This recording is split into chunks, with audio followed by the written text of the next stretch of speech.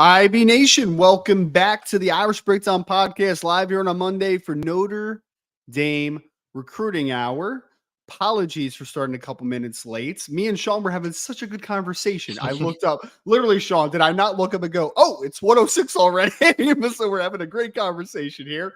We had to cut it short, talking about a little bit of the topics for today, obviously. But folks, we're going to be breaking down 2025 safety JaDon Blair, who has a decision coming on July 5th, which is this Friday. We're also going to break down Tanook Hines, star receiver out of Houston, Texas, Decaney, who is going to make his decision on July 8th, which is Monday of next week.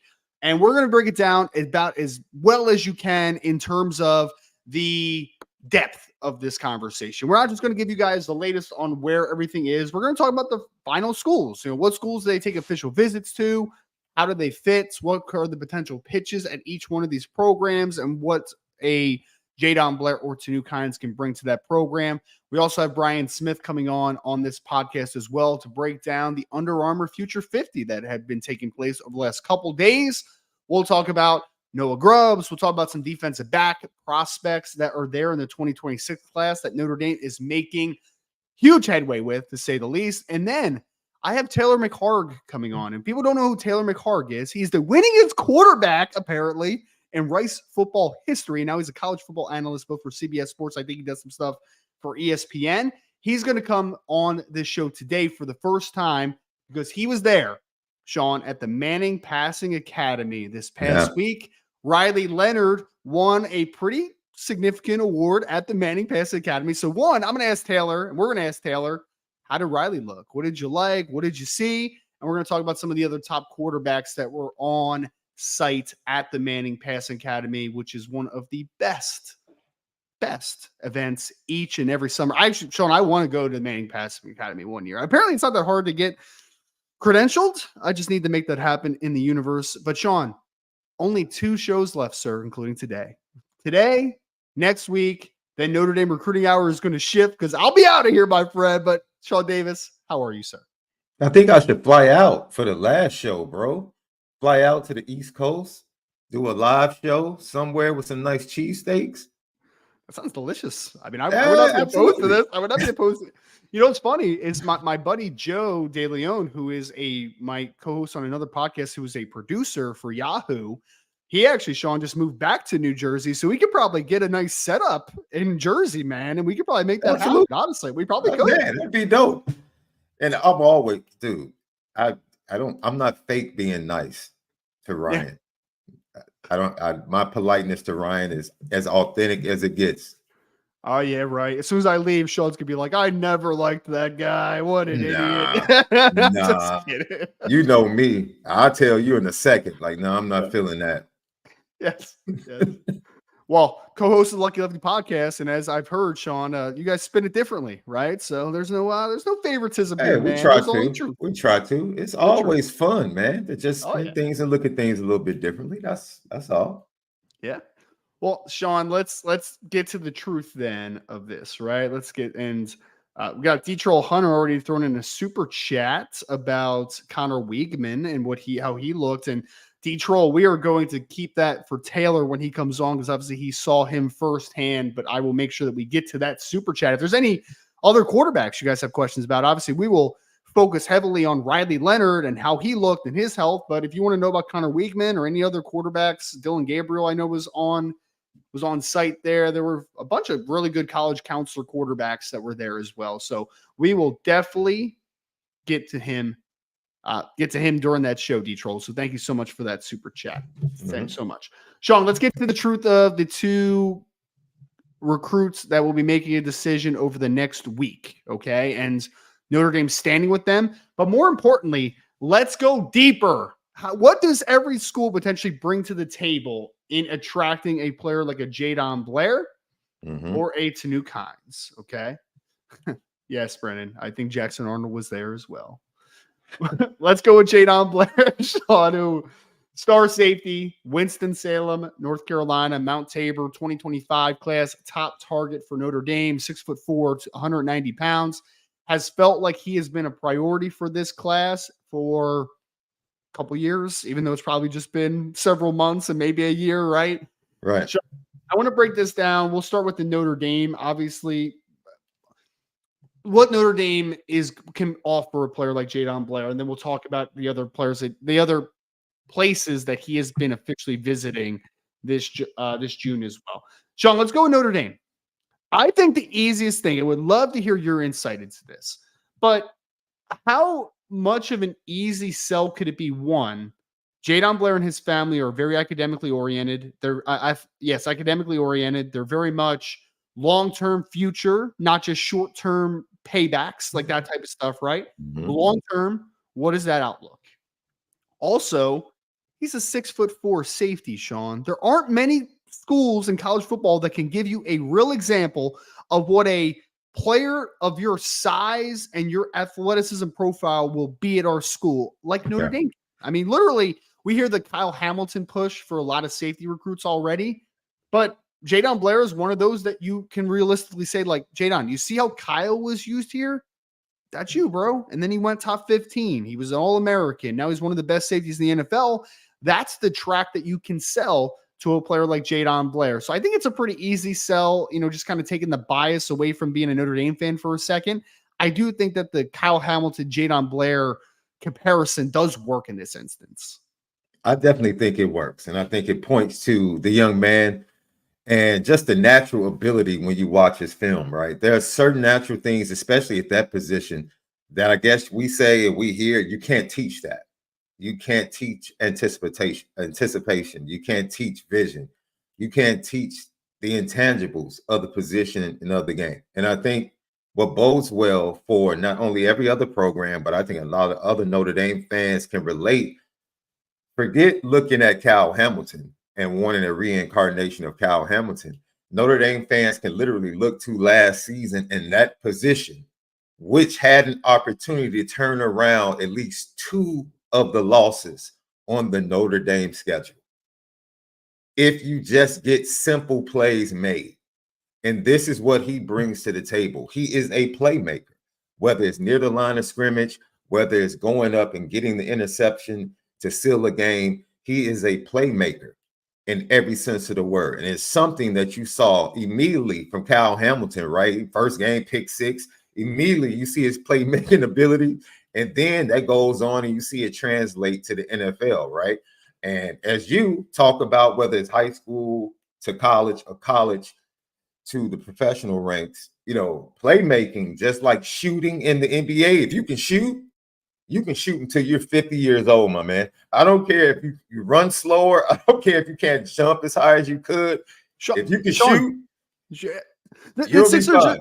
The Sixers just signed Eric Gordon, and I had no idea Eric Gordon was still kicking around. But like to your point, Sean, shooters can keep shooting, man. He doesn't have to jump anymore. He just has to stand in a corner, man. Just have to stand in a corner and a three. That's all he's got to do. Absolutely. And playmakers can make plays. They just find a way to make plays. Even as they slow down, they might not make them with as much frequency, but they're still going to be able to make plays. And this is what he brings to the table for anyone that he deems as the next fit or the best fit for him to play his college football and attend school for the next 3 to 4 years. So that's what you're getting. You're getting a guy that's going to immediately come in my opinion, and change things because of his ability to make plays and the intangibles on top of his athletic ability.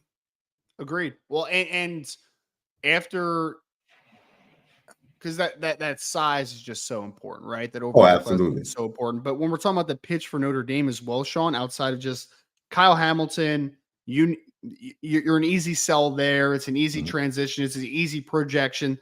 Also, when we're talking about 2025, Sean, a player coming in for the 2025 season, Xavier Watts is going to be gone at that point, right? So there's a possibility that Adon Schuler takes a huge step forward. It's a possibility that Luke Talich takes a nice step forward. But you're going to be out with Xavier Watts is going to be gone after this year. Rod Hurd, who you're going to be depending on to be a rotational player at safety, maybe a starter opposite of Xavier Watts, he's going to be gone as well. So JaDon Blair also, and this goes to Ivan Taylor, this goes to Ethan Long as well. A freshman safety is going to have a chance to come in and play early on, right? So not only can you sell the long term with JaDon, I think you can also sell the short term of like, hey man, if you're good, you're ready to go. You Yeah. can come in, you can compete for playing time because we're basically just going to have a bunch of true juniors or less on this depth chart at that point. I mean, you're going to have to beat out still some talented dudes, obviously. You're still going to have to beat out Bronte Johnson and players like that, but you also are going to have a chance to play. So I think overall, that is a huge selling point for Notre Dame, for JaDon Blair, I would say. Well, I think you and I know, and the fans know, there are a lot of contributaries to the final decision that young men and their families make, ultimately when they make a commitment. But when you look at JaDon Blair, you start to think about the changes, the loss of Chris O'Leary, his departure to the NFL, Mike Mickens being given the job to coach the entire secondary. What did that mean? How did the Blair family view that? Notre Dame making that decision instead of bringing someone from the outside in. Did that bode well? Saying, okay, there's going to be continuity and it's going to be someone that we can trust, not only their development, but their resume in development. And we can trust them and that they're telling us and conveying some of the things that you just said. These are possibly some of the things Notre Dame, along with Mike Mickens and the rest of the support staff and coaching staff, conveyed to JaDon Blair and the rest of his family. So you think about that, you're basically saying, if you look at the way they've handled the recruitment, which has been very long-term, right? Every decision they've made, the way they've gone about this and been very authentic, saying this is just not about football. This is a brand. The Blair boys. This is not just about football. This is a brand. Well, that runs parallel. Shout out to Jay Blair, by the way, for all that. I mean, he does a great job of really. Because Sean, like some of its stuff is like super gimmicky and cliche, but like I really like how Jay and his family show that, right? Because again, it's not about, like I've seen some parents that will sell their kid and it's just purely as an athlete, right? Oh, it's a brand. He's a great player. And it's like, yes, but like what else are they outside of just being a good football player?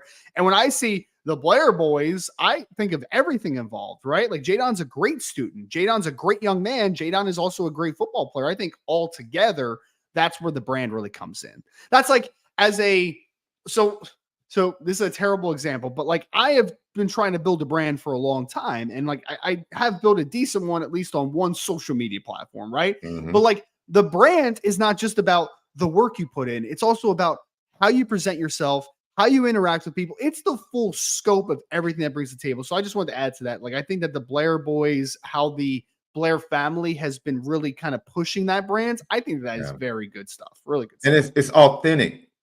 Step into the fire. It's the NIL era. You don't have to keep up appearances. Business has become a major part of recruiting. Step into it, walk into it. I think one of the major issues with one of the biggest topics that we're talking about nepotism last week, Saran and Bronny and his dad, it's like, dude, no one has a problem with nepotism. We know it all exists. But if you're going to operate in it and walk in it, then just be honest about it. And that's what's so refreshing about the way they've handled things. They've been honest. Like, it is about branding. It is about allowing this opportunity to be the foundation for other opportunities in the future. Yes. Absolutely. Yes. And I'm going to help aid and assist my son in maximizing this opportunity. Who wouldn't do it? If they had the opportunity with that child, who wouldn't do it? So that it has been absolutely refreshing the way things have been handled. And I hope everyone else in the future, even if it's not in the same manner, just be authentic, man. Yes. NIL is a conversation that you should have if you're a parent. Oh, absolutely. And guys, and to add to that, Sean, I will say this about this, and this isn't a Notre Dame exclusive thing. This is an everybody exclusive thing. These conversations are happening, and they have to happen. If I am the Blair, not even the Blair family, let's use if I'm a random recruit's parent and he has a good platform and he has opportunities out there, if you are not trying to maximize every part of it, then you are missing out. I'm not talking about asking for handouts. I'm talking about like, hey, what companies have people in your arena worked with in the past, right? How do I find those opportunities? How do I get connected with those people? Because we talk in nauseum on this podcast about the sell of Notre Dame. And what do we talk about, Sean? The alumni network, right? All the connections that you gain at Notre Dame. If they aren't asking those questions, then they are wasting an opportunity, right? So yes, NIL should be a part of every recruitment. I just want it to be the right way. And I think the Blair family is one that is doing it all the right way. And I wish that all of them would be doing it the right way, but unfortunately that isn't the reality. But most kids that end up at Notre Dame, Sean, they are doing it the right way. And I think if JaDon Blair does end up at Notre Dame, it will be because he did everything the right way and maximized himself. Can we talk about a couple of the other teams that are on his list, Sean? Because I'll say this, man, very diverse group of schools that have been going after JaDon Blair. I mean, again, he's a top-ranked recruit out of the state of North Carolina, top-ranked safety in the class. He is 6'4", 190 pounds, very rare skill set in the back end. So he's gotten a lot of interest from a lot of schools, man, a lot of schools. So let's talk about a couple of the schools that have been high on his list and they took official visits to, because again, guys, when we're talking about deciding on where a player fits best on the other side of this coin, the families are going to sit down and be like, what does each one of these schools bring to the table? What are the pros? What are the cons? And let's make a calculated good decision.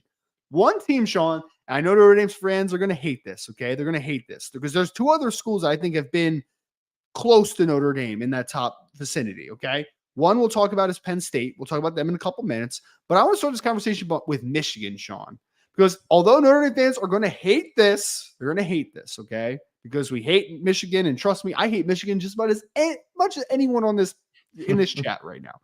I promise you, I hate Michigan with every ounce of my being. Hate it. Brady Hart committed to Michigan, nearly broke my heart. Full transfer. Sean, what was my text to you the minute that Brady Hart committed to Michigan? What was my text? God. Bleep, right? Like, come on, man. Yeah, and you said it before I could say it.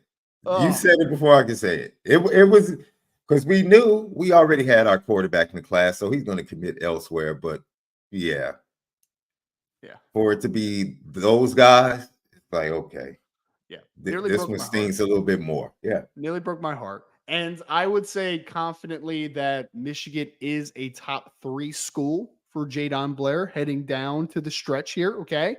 So, Sean, let's talk about the positives that Michigan does bring. Positive. That's good, Brandon. Broke your heart. Get it? Because it's Brady Hart. That's hilarious. That's good. I'd like some really bad humor in the chat. Thank you so much for that. And, Brandon, that is a positive, sir. Everybody that watches this show knows that I am equally as sarcastic as I am dad joke-ish, right? Like that stuff always happens, okay? But Michigan, Sean, I think has done a good job with JaDon Blair. And I think that the easy sell here, and again, tell me what you think, you disagree, what you want to expand upon. Michigan just won a national championship. Okay, easy sell there. Michigan also has one of the best returning safety duos in all of college football coming back, okay?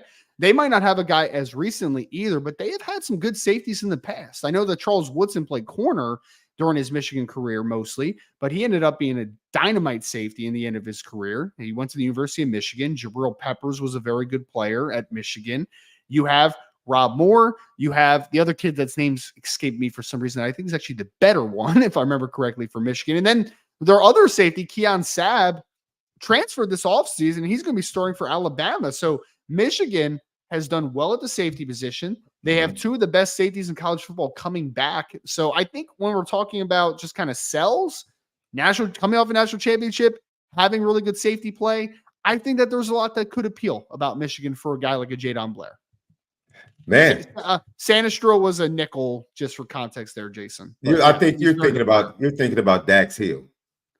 No. I'm not thinking about Dax Hill. Dax Hill plays for the Bengals now.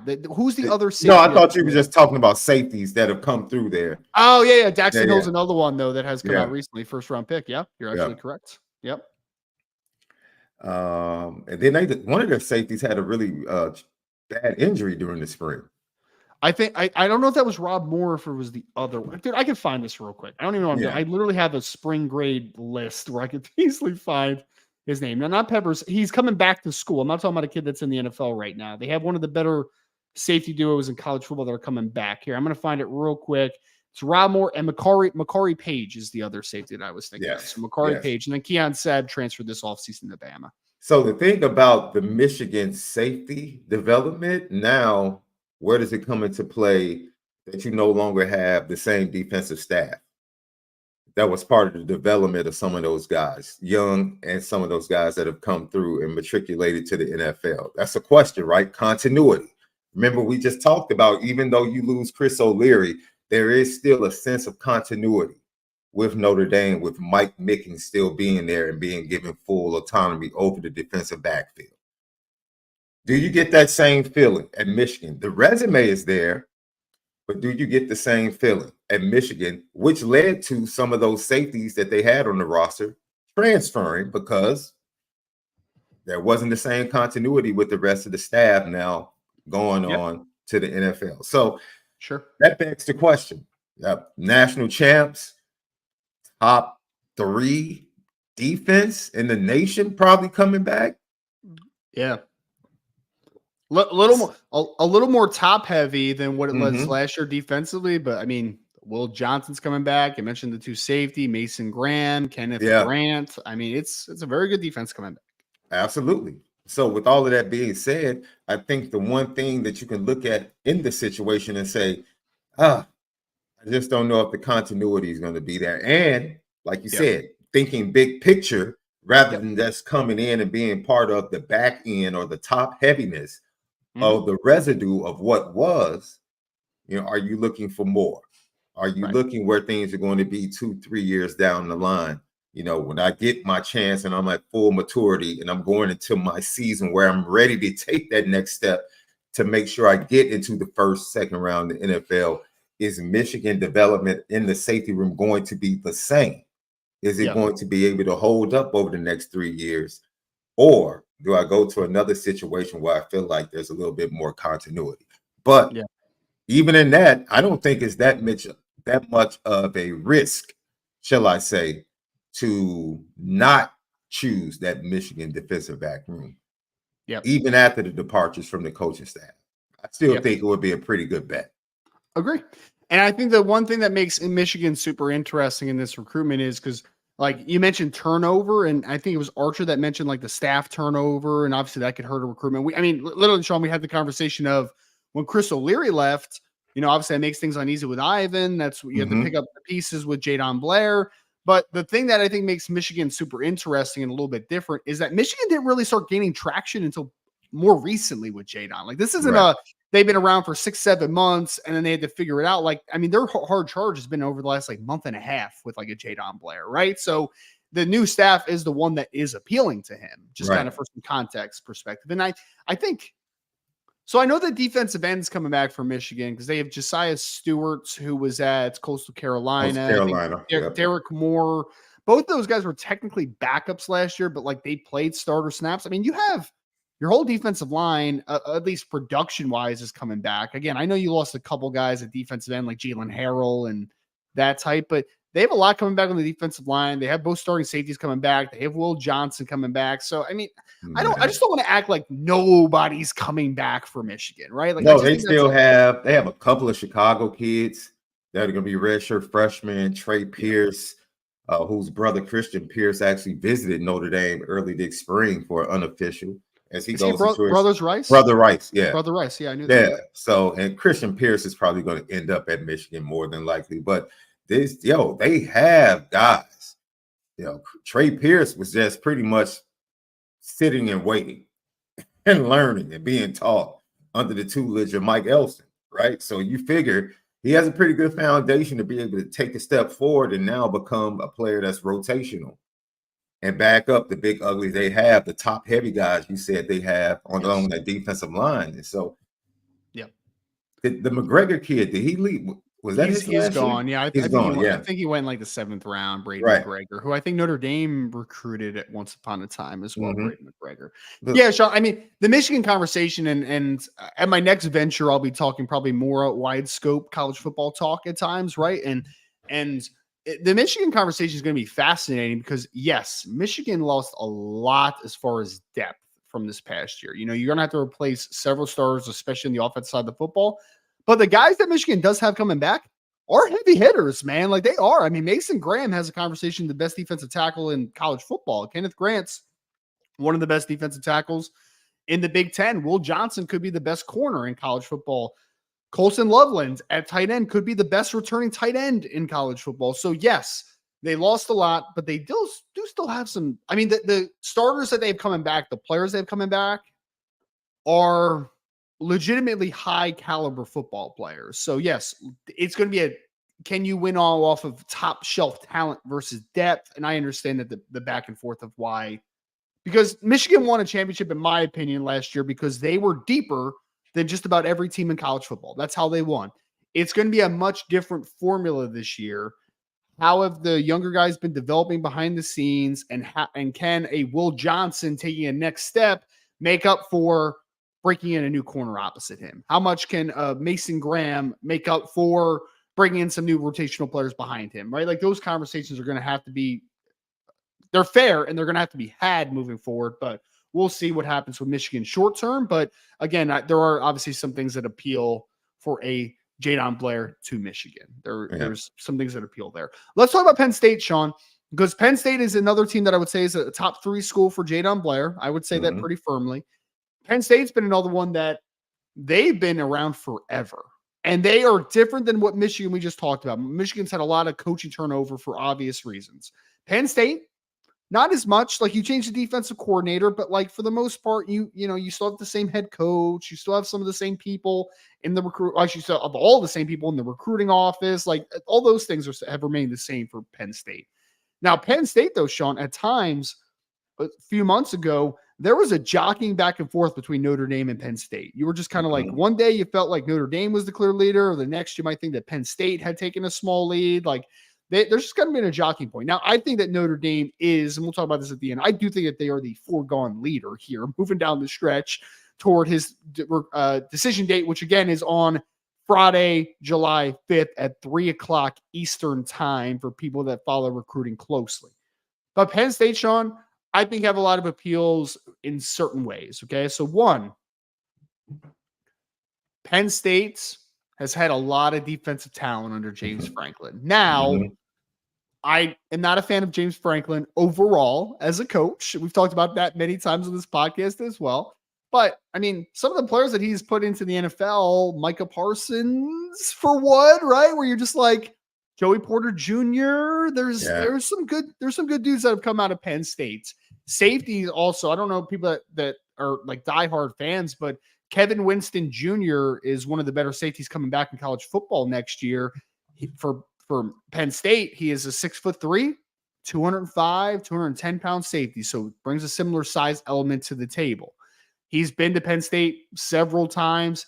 I do think that, again, I think that the Penn State thing has been fading recently over the last few weeks. I think it's been fading, but they've certainly been in the conversation for a long time, Sean. And a lot of times that amount of time you've been on a recruit, that does matter to dudes. It does. That longevity of interest does matter to recruits in the end a lot of times.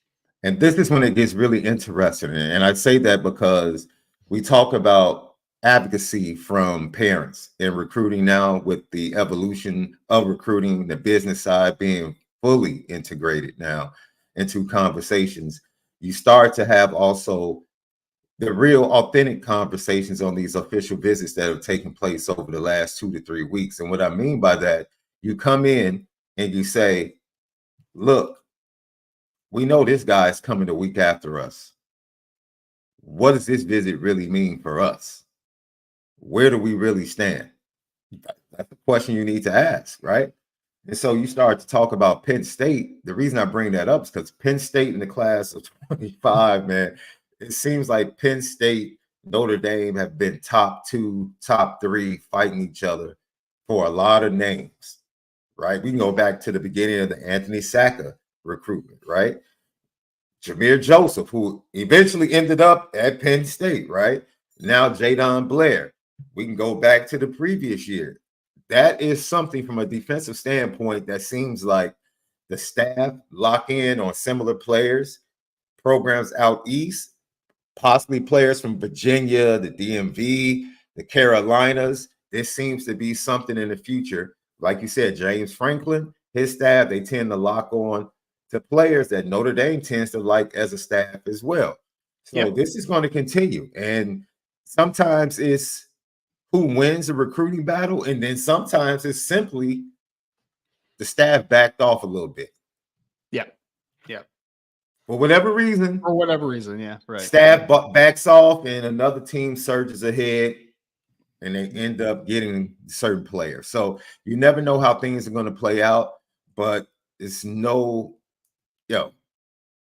but with a kid like JaDon Blair, everybody's on the kid. So it's not like, you're trying to figure out, Penn State and Notre Dame both love this kid. Everybody in the country loves this kid. And it just happens that, some of the final schools happen to be Penn State, Michigan, and Notre Dame. So I'm looking forward to this, man, because, if James Franklin, it seems like he's going to be around. It seems like they believe in him. They just gave like a 10-year deal. What was it last year or whatever it was? I know. I will say this, the Penn State fans seem to be calm when it comes to JaDon Blair. There seems to be a little bit of frenzy when it comes to the Michigan fan base. Yeah, I think Penn State has kind of thrown in the towel a little bit, Sean, right? Like they've thrown it in. They're just like conceding like, yeah, we did really well, but just probably not going to get him. Michigan, on the other hand, they had that media frenzy for like a week and a half where they're like, oh man, Michigan made a huge move with JaDon Blair, which they kind of did a little bit. I mean, they made a good move with JaDon Blair, but still, I think we kind of knew that it probably wasn't quite enough, right? So yeah, I think Michigan fans are coping a little bit more than Penn State fans. I think Penn State fans are just kind of conceding. They're kind of conceding at this point a little bit, which is kind of hilarious. But yeah, funny. Sean, we had something. Salty did something that just can never. So Salty, you can't say, "Don't you dare mention Caleb Brewer." And not expect us to mention Caleb Brewer, because you can't just put it in the chat like that. That's like a psychology thing. Like, you planted it in the back of my mind now. So yes, I am certainly thinking about Caleb Brewer now, which is so sad. But Sean, did you ever watch his senior film, by the way, Caleb Brewer? Did you ever watch it? I'm not going down that rabbit hole with you, Ryan. I love that kid. I went down the Brady Hart rabbit hole with you earlier. I'm not doing the Caleb Brewer. Well, we're probably going to go down the Brady Hart rabbit hole again when we talk to Brian Smith a little bit. So you better get yourself warmed up to talk Brady Hart a little bit. But yeah, man, we'll see. But yes, Caleb Brewer, I will be admiring from afar, Salty, as a Penn State football player. There's no doubt about it. Let's talk about a couple more of these, Sean. So again, Notre Dame, Michigan, Penn State, those have kind of been the perceived top three for a while now. A sneaky team, though, Sean, one that it's kind of hard to gauge because JaDon was there a few times, and this school does have a lot of value that they bring to the table. Florida State Seminoles, who they took an official visit to. I mean, Florida State was one quarterback injury away last year, not even a win away, like one quarterback just staying healthy down the stretch of the season in Jordan Travis last year from being in the playoff. They bring back a decent amount of talent. Mike Norvell, I think this is more of a sell on a program, right? You saw the first year or two under Mike Norvell, and you were like, wow, he had to pick up a rough spot that Jimbo Fisher left him in. Like, it was not a great situation, man. Like, it just wasn't. But he picked it up, and what has he done a couple years later? It is being built into one of the best programs in college football, which historically Florida State is, right? So I just think that overall, we could talk about some safeties they've had in the past. I mean, another example of a more recent-ish future, even though he's been in the NFL a few years, Derwin James is another one where you could be like, that's a 6'3" safety that is a different type of athlete, and be like, hey, JaDon, you're kind of Derwin James-ish, right? As far as potentially fitting into a defense and being kind of a movable chess piece. But overall, Sean, I think the biggest sell that Florida State can give is look what we're building, man. Look at where we were when we took this thing over. Jimbo left his places in shambles and in pieces. And in just a few years, we are a perennial playoff contender and championship contender. Florida State, I think, does have a big sell.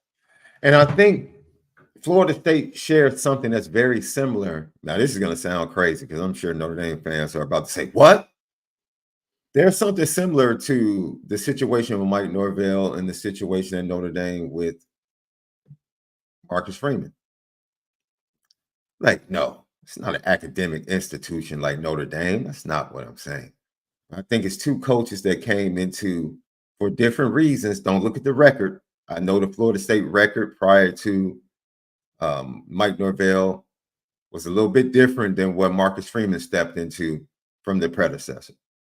But Brian and I can tell you the state of recruiting and where it existed and where it was nationally, both programs, and where it had dropped from where it was expected to be and historically had been, wasn't a good place for anyone to step into. And I think both coaches tried to build through recruiting initially and realized I have to shift midstream.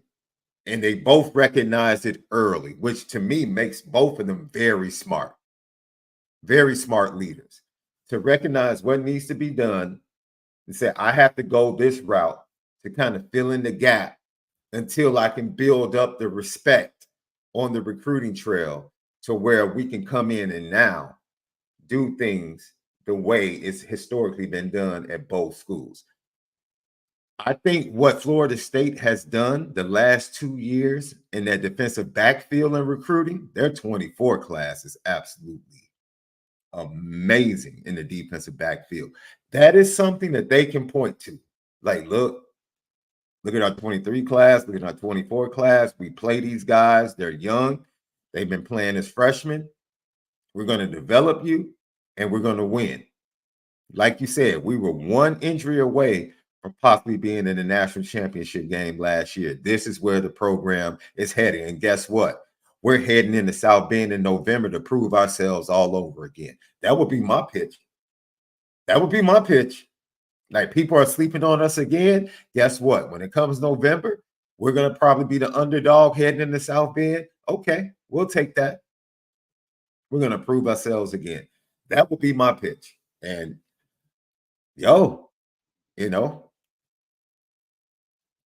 I don't think they have, like we said, big picture. Yeah. Everything that they're looking for and how the Blair boys have shown this is what we're looking for. I don't know if Florida State has everything that kind of runs parallel with that big picture planning of the Blairs. But from a football standpoint of what Mike Norvell has done, it's a very attractive program right now for a big-time safety. Can I just say in the chat here, Sean, not to derail a little bit, okay? Not to derail, but I said Sullivan Absher, they didn't visit, as in the Absher family, because they're high school kids, and a lot of times they go with family, okay? How many, Sean, how many recruits go to a school visit by themselves? Please tell me. How many do it? None? Zero? Like, they're always accompanied by a coach or a teammate or a family. That's all I have to say about that. Thank you so much. Yes, thank you for the pronoun lesson. I really, really appreciate it. And yes, Brandon, I get it. Trust me. Like, JaDon Blair would be a guy that I would offer just off the film in general, but Clemson actually has I've talked to recruits in the past. Clemson has a rule that says that they will literally not offer someone until they visit or camp at the school. They will not. They will wait. They make guys wait until they come to campus to offer them. So, yes. Oh, gosh. Just broke my brain is all over the floor here, Sean. Absolutely I just need to get that out for a second, sir. I'm sorry. Woo! All right. Last one, Sean. I know, Ryan, trust me, man. Great name, by the way. Man, I'm just being corrected by pronouns in a chat when I'm just like, they visited because his family visited. Oh my gosh. Okay. Salty, congratulations. You got me worked up on a podcast. Only my second to last one here, sir. So I have 2 podcasts left. You have broken me. Congratulations, Salty. It took 3 years. How long have I been doing this chat? I don't know. How long have we been doing this show, Sean? They finally broke me, sir. They finally broke me. Congratulations. Sean, want to talk about finalists here as far as official visits? We have Notre Dame, 10 plus wins this past year, historical program, brings a lot of great things to the table. Okay. We got Michigan coming off of the national championship this past year. You also have Florida State coming off of a team that was ACC championship and would have made a college football playoff if not for the Jordan Travis injury. And then you got Penn State. Although, again, I questioned the ceiling of Penn State on James Franklin. They're perennial winning 10-plus games every single year, and they are a historical program. And then, Sean, an outlier is in the fold. JaDon Blair took a visit to South Carolina. Now, Sean, let's be honest with ourselves here. Let's be honest with the people. JaDon Blair is not going to South Carolina. Okay. Let's be honest. I just wanted to be honest with the people. JaDon Blair is not going to South Carolina. But, Sean, South Carolina actually did a really good job in this recruitment, in my opinion. They did a really good job because every recruit that I've ever talked to about South Carolina has said a lot of great things about the staff, and Shane Beamer, energetic coach, is usually what you hear about him, and just has a really good positive outlook. And yeah, so hopefully they get things heading in the right direction. It looked like they were trending there a couple years ago, and this past year was kind of a little bit of a crash down the reality a little bit, Sean. But yeah, South Carolina did a good job, Sean. They did a good job in this recruitment, but obviously I don't think it's going to be enough. I'm so happy Notre Dame is not there anymore. Sounds like what we used to hear previously about Notre Dame and recruiting. Notre Dame did a really good job in this recruiting, but they really don't have a shot. They did a really good job with the kid. Parents love Notre Dame. He's not going there. Sounds like where Notre Dame used to be. See, I'm cool with the high stakes recruiting that is taking place in Notre Dame now, right? Where it's like, oh, okay, Notre Dame actually got that kid. That kid they wouldn't get years ago, they actually got that kid. Or, you know what? It's down between Texas, Ohio State, USC, big-time programs. And guess what? Man, Notre Dame lost out. That's what happens at high level of recruiting. Sounds much better than, oh, you put forth the best effort you could, and guess what? Yeah, it's no shot. It's no shot. That's where Notre Dame used to be. I'm so grateful we're no longer there. I'm so grateful we're no longer there. Even with the misses, I'm still grateful that the misses are much better than they used to be. Absolutely. Yeah. It's become a long way. It has. And Sean, we're going to save what JaDon Blair would mean for Notre Dame if he does commit to the Irish on Friday. But let's just end it with this quickly. Notre Dame is the team to beat, Sean. I feel like they have been for a very long time. As long as they don't make a bad decision down the stretch or something unforeseen happens, I do think that Notre Dame is easily the front runner, obviously, to win out on Friday. So that's all. I second that motion. We're going to get to Tanook Hines next, folks. Before we do, just make sure, hit that like button for us. Make sure to subscribe to the podcast and hit that notification bell if you listen live on your favorite podcast platform. 5-star reviews and subscriptions over there are very much appreciated. Boards.irishbreakdown.com for latest recruiting and team intel. Even after I'm gone, trust the great recruiting intel does not stop at irishbreakdown.com. We're going to talk to Tanook Hines next here on the Irish Breakdown podcast.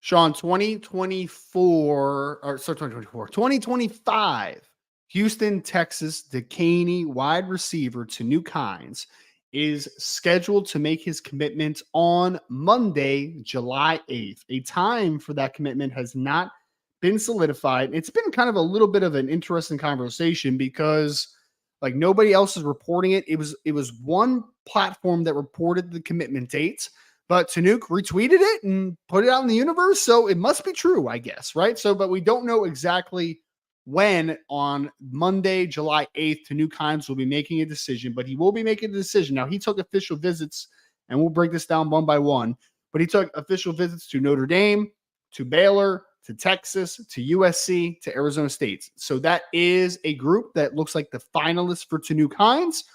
Well, I'm actually not going to start with Notre Dame first, Sean, because I want to spend our time on the 3 teams that I believe are the top schools for him. So let's get the 2 that I think are not near the top of the list. You're about to give Baylor the South Carolina treatment. I'm about to give Baylor and Arizona State the participation award of you did a good job, man. You did a good job, right? Yeah. Sean, let's say it this way. Arizona State getting an official visit from Tanook Hines was a great job for them by them because, and that's no shot at all. This kid has over 40 offers, Sean. 40-something offers for Tanook Hines. This is a national recruit, 6 foot, 185 pounds, 4.39 reported speed, 10.44 100-meter kid, 27.1 200-meter. Like, this is a very talented athlete out of the state of Texas. And Arizona State got an official visit from him, which I think is a great job by them. Baylor, I think, would be a bigger threat out of the two just because the Texas thing, right? He's a Houston kid, Texas kid. Baylor obviously is a Texas school. Like, that has a little bit of pull. But yes, not trying to disrespect Arizona State or Baylor, but I don't think that they are going to be the team to beat in the end for Tanook Hines. Do not see that one coming necessarily. All right, moving on. Moving on. Let's go to Notre Dame first here, Sean. Let's go to Notre Dame first. We've talked about this one because it's been fascinating. It really has. Offered in December, months went by, and it was just kind of a name on the board. Like, he was a name, but he wasn't a guy that we ever talked about on the short list of top wide receivers and the short list of guys that you're trending well with. Like, he's not on a hot board. Like, that's just wasn't a guy that had really demonstrated a crazy amount of interest in Notre Dame. And then Tanook earlier this spring came to campus, Sean, for a first time for an unofficial visit. And we had talked about after the fact that they did so well with Tanook Hines on this unofficial visit that they quickly became like a top 3 school for him. Like, I mean, maybe at the time, like, you're thinking like, wow, like they really did an incredible job with Tanook. Now, the next step, Sean, was after you leave campus with that warm and fuzzy feeling inside, to get him to come back and experience it again, right? And to see if he does experience it again. Well, they got Tanook Hines back for an official visit a couple weekends ago. And Sean, leaving the visit, talking to sources both on the Hines side and on the Notre Dame side, felt it again. He felt it again, in my opinion. He did. So I think that Notre Dame is the favorite for this one. Now, this one is not like JaDon that we just broke down, though, folks. This is not a Notre Dame here, clear tier break, and then 2 others. Like, Notre Dame has the fight to finish this one with Tanook Hines. This is not a runaway, no doubter, is kind of how I'm pressing this one, okay? But Tanook Hines, I think, really understands what Notre Dame brings to the table, Sean. He's a very quiet, reserved kid that talked about the first time he got to South Bend. He was very kind of unsure about his surroundings, very unsure of the people around him, and they got the best out of him. They got him to talk. They got him to open up. They got him to engage. And I think that Notre Dame has shown Tanook Hines that more than anything, even outside of, and we've talked about like Mike Denbrock sat down with him this past visit and showed him how he's used guys in the past and how he reminds him of some guys he had at LSU and some guys he's had here and there. And that stuff's all important, right? Like Will Fuller's a name that you could throw out there. That stuff's important. But I think more than anything, Sean, Notre Dame and the staff, Marty Biaggi, Mike Brown, Mike Denbrock, Marcus Freeman, Chad Bowden, they've connected with this young man as a person. And they have made him feel like he could succeed at Notre Dame, not just as an athlete, not just as a football player, but as a person. I think that that matters so much in this recruitment. So basically, going back to the very beginning, our conversation, when things started bubbling with the interest, Mike Brown comes in, Mike Denbrock comes in, and you started hearing about Tanook Hines, and they're working to get him on campus. You know, our conversation, like, yeah, we're not going to buy in. If they get him on campus, then we'll start really believing. And then the next thing you know, it's like, oh, snap, he's coming to campus. He's coming for a visit on his own dime. Okay. And Sean, at that time, I remember thinking like, oh, cool, he's going to come see campus, then we're never going to hear from him again. Oh, that was my thought. This is what I'm really trying to get across to everybody, how meteoric this recruitment has been. Like, because even when his name started bubbling, we were like, all right, they have to get him on campus. Okay, if they get him on campus, they have to make an impact. Like, can they really surge and get to the point where they can challenge USC and Texas? And then after the visit, it's like, oh, they jumped in the top 3? Okay. for me, this is what it signals. And I think you can attest to this. A lot of people focus so much on position coaches, which are very important because most of the time they are the initial contact along with the director of recruiting, right? They work hand in hand. But when you talk about collaborative efforts and how, when you look at the top teams, whether it's Georgia, Alabama, Texas, Clemson, what you're going to see is continuity in the staff and a collaborative effort in recruiting. And it's not just left to one guy to bring in a Hall in his position room. It is literally everyone pulling on the same rope and saying, yo, if you're over here seeing this kid, do you need me to go check in on this kid? Do you need me to call this kid? Hey, can you call him and check in with his parents while we're working on this over here? It has really become a magnanimous, collaborative effort, the recruiting world right now. And so everything that is taking place with Tanook Hines points to what they have built from administrative staff, coaching staff, and everyone involved to be able to make an impact like this on a young man in this short time. And if it goes Notre Dame's way, it is a round of applause for everything. We just talked about the Mike Norvell, Marcus Freeman similarities, for them recognizing the changes that needed to be made midstream, shift gears to build things up until they could get to a certain point. And this is a sign that we've said it in many different ways that things are really changing. You want to see certain recruits or bookmarks to say, okay, this is a sign that a Texas kid that Notre Dame wasn't in on from the beginning, which Notre Dame usually has to do to get elite kids like this that have Texas in their top three or USC in their top three that have a long history of developing NFL top-notch wide receivers. Yeah. You mean this kid is actually considering taking Notre Dame over them? And he's a Texas kid that has wanted to play for Texas for a while? Yeah. Well, that doesn't normally happen in this form and fashion. But for some reason, it might happen that way. Ladies and gentlemen, I'm telling you, it's a sign that things Freeman effect. Absolutely. But not just the Freeman effect. The Freeman effect is bigger than Marcus Freeman. That's what's so beautiful about Marcus Freeman, because great leaders don't hoard authority. They know how to empower others to walk in it. And that's the Freeman effect. Not just him being who he is. It's how he's empowered everyone in the program to use that same energy. And he's built that culture, bro. And you're starting to see the impact with a situation like Tanook Hines. Absolutely. Yeah, I think that's really well said, Sean. It's how, and that's what leadership's about, right? Yeah. Leadership is not just about one individual. It's about helping everybody else see the vision and believe in the vision. Like, that's leadership, right? So why does Tanook Hines have 42 offers, Sean?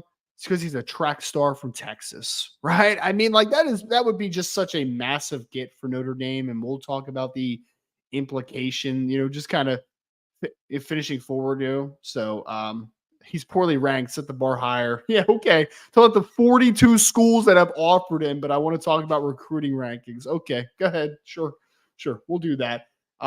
You know who doesn't care about those recruiting rankings, Sean? Notre Dame, Texas, USC, Alabama, Florida, Georgia, Miami, LSU, Michigan, Oklahoma, Penn State, Ole Miss, Tennessee, Texas A&M, some pretty good schools as far as wide receiver play in that situation as well. So I will trust that offer list over whatever recruiting rankings that you're yelling about in the chat. So yeah. Sean, another big reason they aren't pushing for him. All 42 schools are pushing for him. Got it. Thank you so much. They all just were like, yeah, we'll give you an offer, but none of them are pushing for him. Sure. Okay. All right. USC and Texas aren't pushing for him. You're right, Chris W. in the chat. You got it, sir. You got it. That's the type of guy. That's the type of guy that walks up to a girl and asks for a number, and when she blows him off, he's like, "Well, forget you then. No, don't get mad now because you had interest. I wasn't going to call you anyway. Yeah, right. Exactly. Don't do that. Don't. That's weak. Don't play that. Yeah. For the 42 schools that offered him, nobody wants him but Notre Dame. Recruiting is recruiting, man. You win some, you lose some. It is what it is. Whoever wins this young man's services. Now, they're not pushing for him. Yeah, all right. I'm tired, man. He just took an official visit, right? That they paid for, right? Yeah. I'd say there's some. I'm not paying for you to come, and I'm not pushing for you, but hey, there's some level of interest there, I would say. Sean, another big reason. Last 5 cycles under Brian Kelly, they had 3 recruits that signed with Notre. Nope, not my last show. I got one more next week. Irish for Life 99. So, Sean, in the last 5 cycles under Brian Kelly, they signed 3 players from the state of Texas in 5 years. In the first 2 under Marcus Freeman, 2023, 2024. I know he had to finish 2022, but 2023 is his first real cycle as head coach. They had 7 players from Texas in 2 years, Sean. 7 players compared to 3 the previous 5, okay? I think this will also be huge because although you're not going to have the volume of 3, 4, 5, okay, like you would have hoped, we hope every single year, this would actually be the only commit that Notre Dame is going to get from Texas in 2025. Now, 2026, that's going to change. I'm telling you guys right now, that is going to change pretty quickly. But I do think it also would be huge for Notre Dame because continuing that Texas pipeline, getting a kid, at least one from Texas every single year would also be huge. Someone said in the chat, Notre Dame literally could have all South kids at skill positions, kids from the South at skill positions on the field at some point this year. That's really a possibility. And we haven't seen that in a long time. It's been a long time. That definitely harkens back to the Lou Holtz era. That definitely harkens back to the Lou Holtz era, where that was like the norm. But no, it's an exciting time. It's an exciting time. It's just the tip of the iceberg, in my opinion. Like, we're going to get to it. And I said this, and you and Brian used to look at me crazy because I said it last year.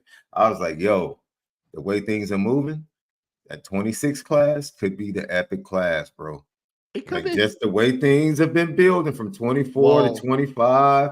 Sean, we'll talk about that with Brian Smith because he had a lot of positive things to say about what players were telling him down at the Under Armour Future 50. So we'll talk about that one with him next. Let's talk about the 2 schools that are Notre Dame's biggest threat to finishing and getting a commitment from Tanook, Hines, Sean.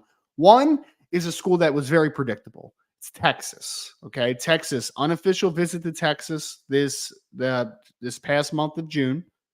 They've been a school that have been on him for a pretty long time, Sean.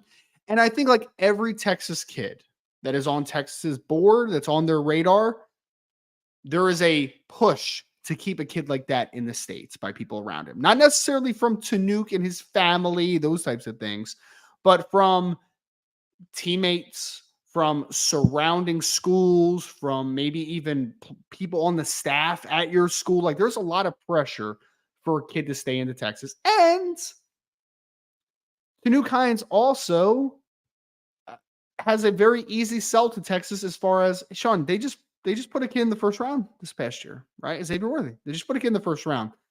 Adonai Mitchell, if not for a little bit of, lack of focus off the field and on the field at times, he probably is a first round pick this last cycle as well. They had another kid, Jordan Whittington, who was just a situational player for them, get drafted as well. So like, they've had multiple receivers drafted this past April.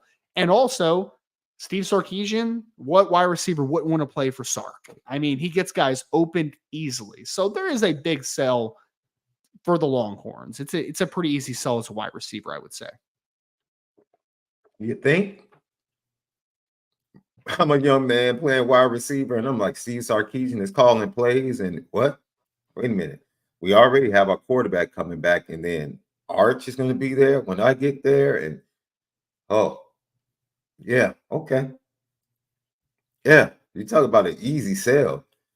Yeah, that's like guys that work at the Mercedes or the Lamborghini dealership. Like, how much are you? What are you telling? What are you telling the guy that walks in?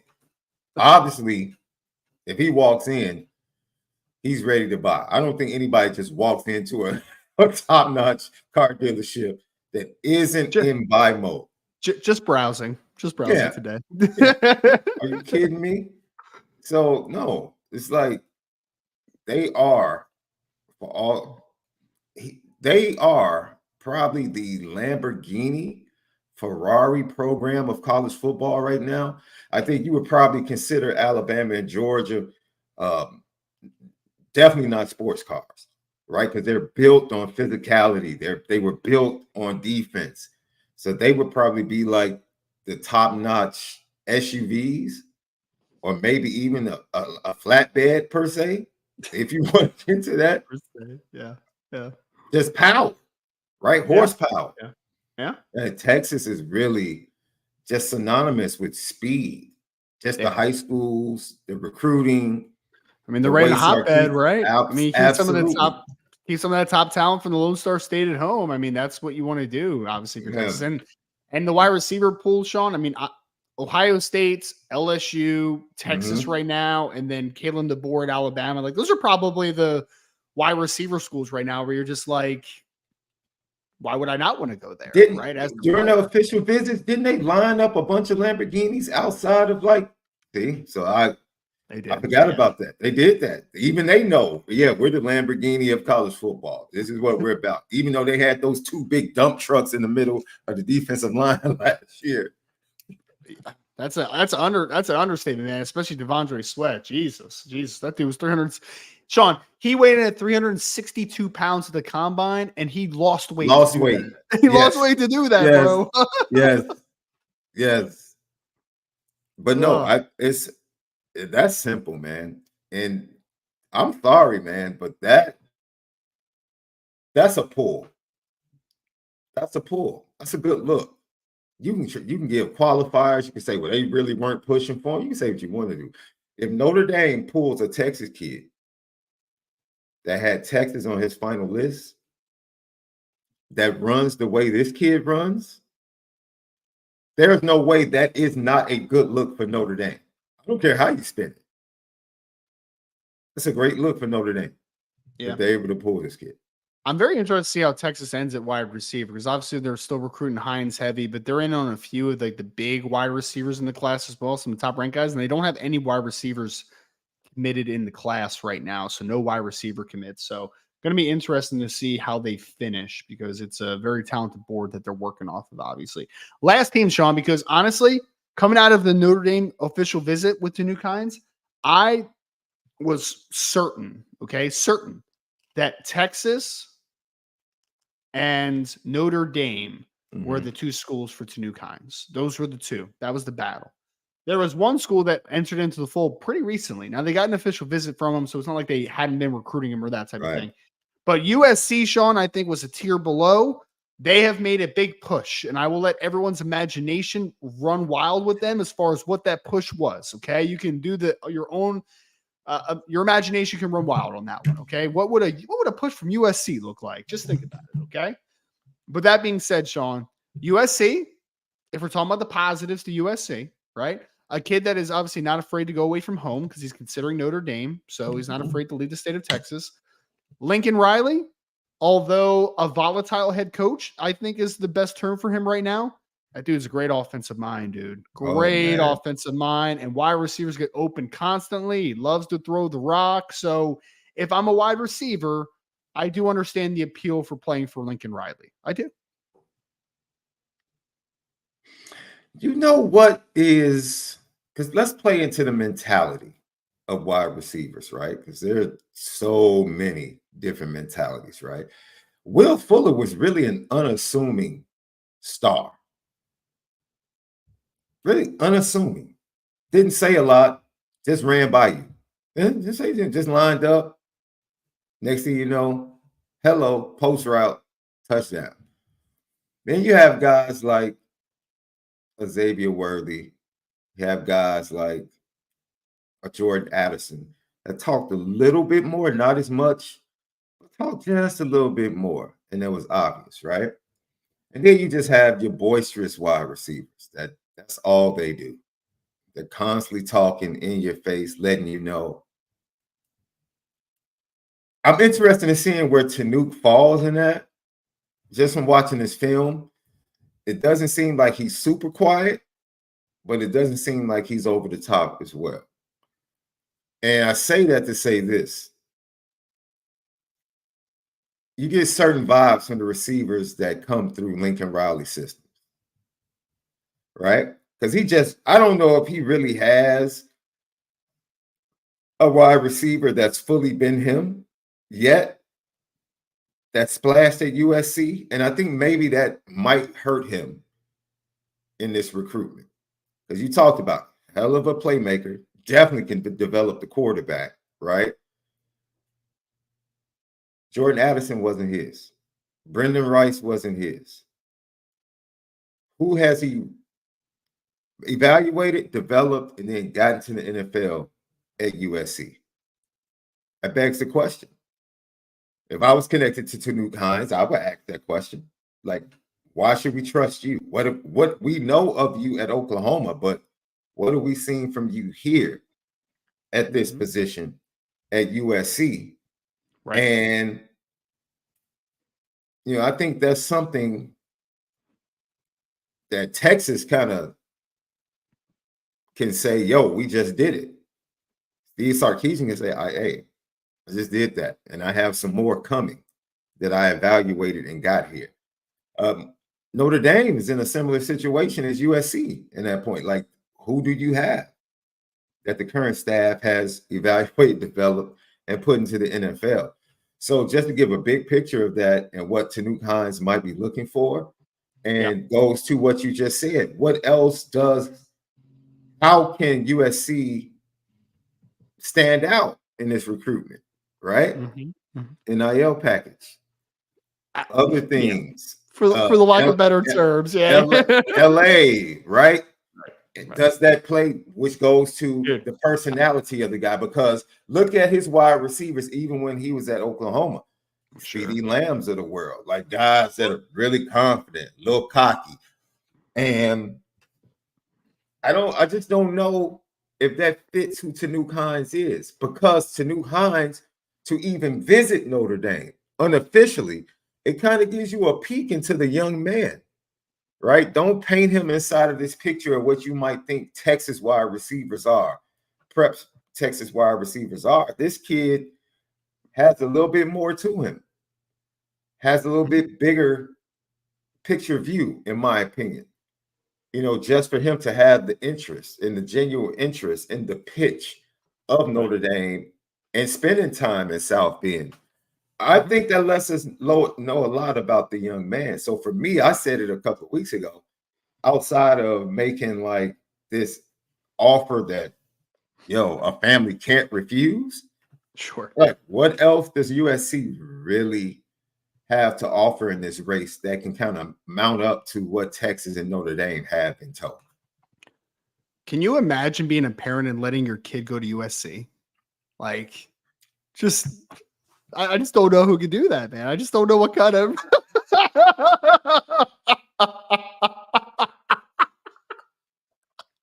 Is this what we're doing on the second to last show? We're not doing it. No, I'm just kidding, man. We're not doing it. Bro, is this what we're doing on the second to last show? I just wanted to see the reaction, man. I just wanted to see the reaction. That's all I wanted to see. Yeah. Well, you go to USC for the limelights and the glitz and glamour. So when you're a theater film student, you kind of lean into that. So hopefully Tanook Hines is in a theater major, then maybe we'll be all right then. I don't know. Oh gosh. But getting back on track, because Brian Smith's about to join the show here in a minute. Hey, I tried to slide Notre Dame into the top 10, bro. I tried. I did my part. I did my part. I know. Feel good about where Notre Dame is with Tanook Hines. Again, you got to fend off Texas down the stretch, and then USC with the late push, but we feel good about where Notre Dame is with Tanook Hines. Again, he is scheduled to make his commitment. Don't have an official time, but July 8th, which is a Monday, is when he's making his college decision. Folks, we're about to get Brian Smith on. You know him well on this channel. And before we do, if you could just hit that like button for us, make sure you're subscribed to the podcast. Hit that notification bell. And if you are listening to us on your favorite podcast platform, whether that is Spotify, Apple, or anything else, make sure you subscribe to the channel there. 5-star reviews, Boris@IrishBreakdown.com. We're going to talk to Brian Smith next here on the Irish Breakdown podcast.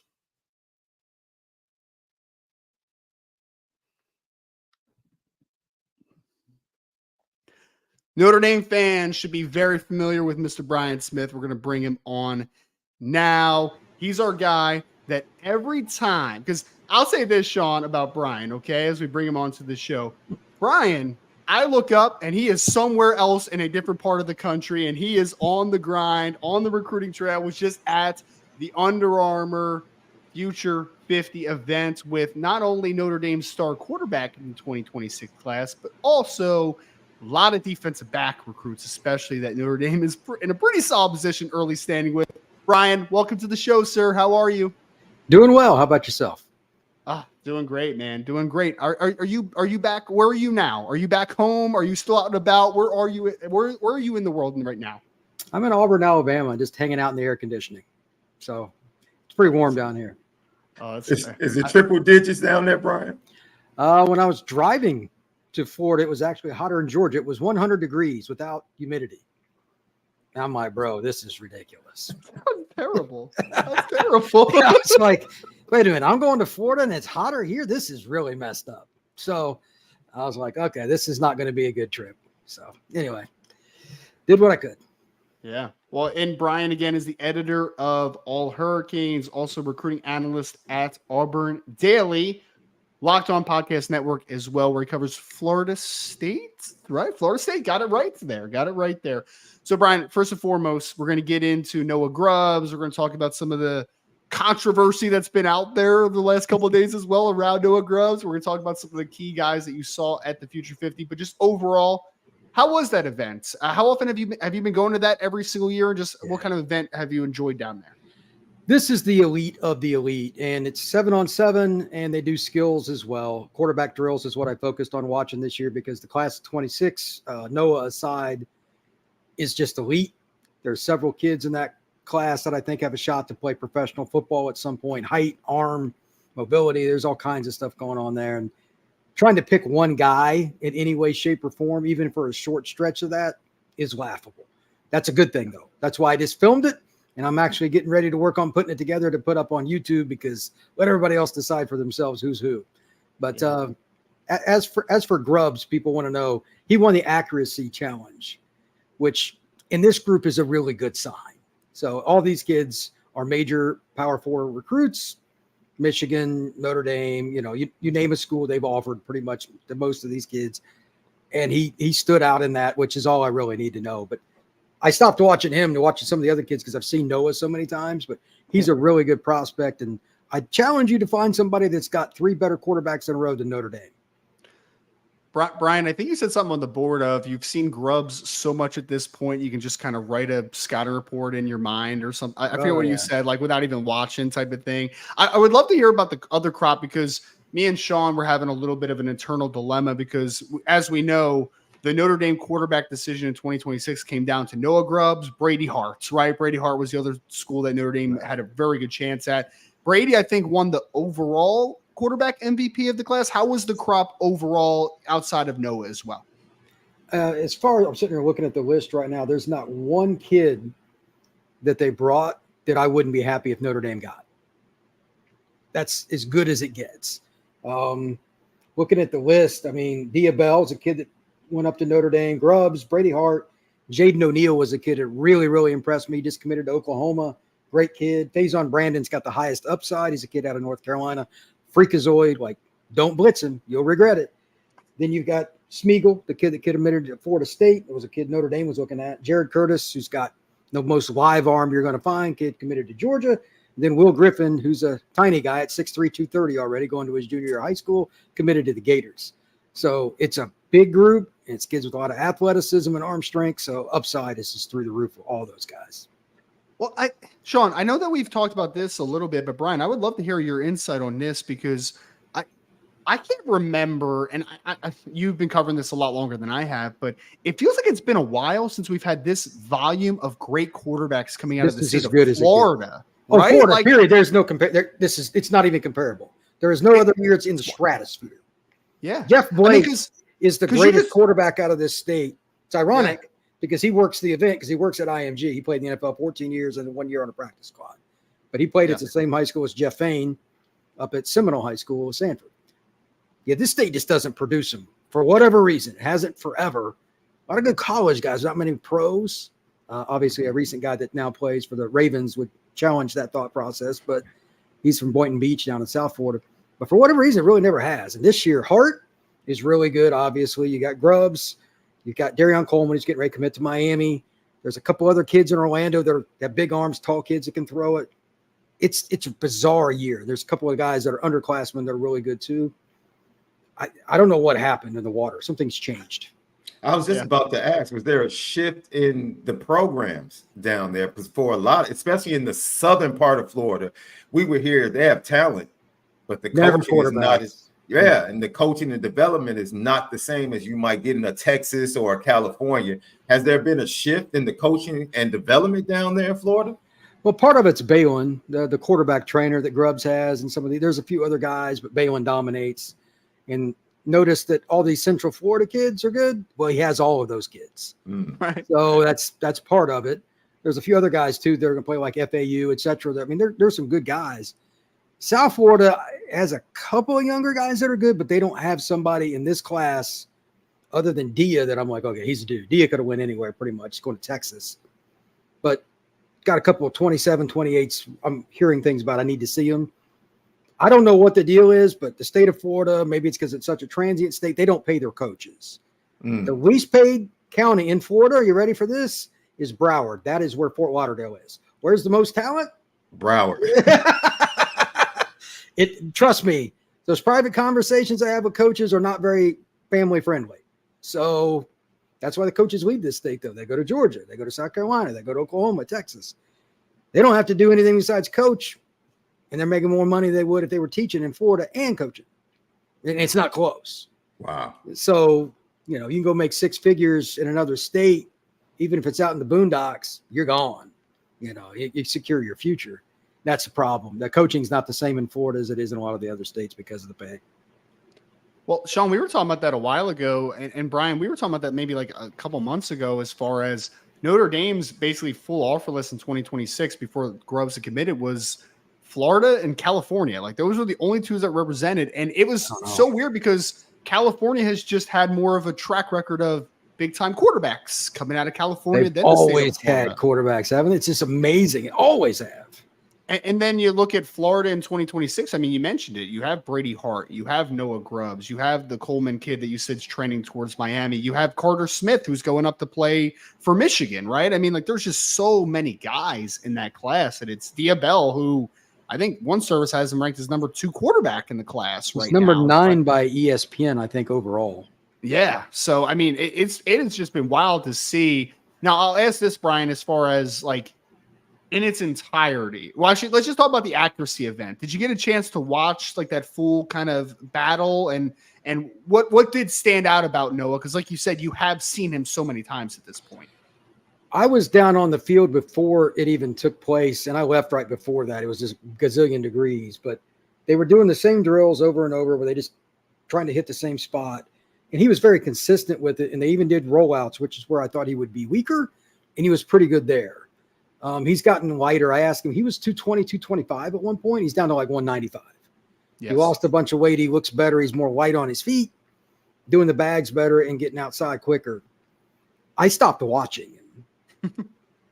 I wanted to watch JaDon O'Neal and some of the other kids more because, I'm not going to see JaDon O'Neal. He was in California. He's committed to Oklahoma, but he's really, really good. Just wanted to watch some of the other kids, but I was just so comfortable with his release and everything, and he's just so calm and so consistent.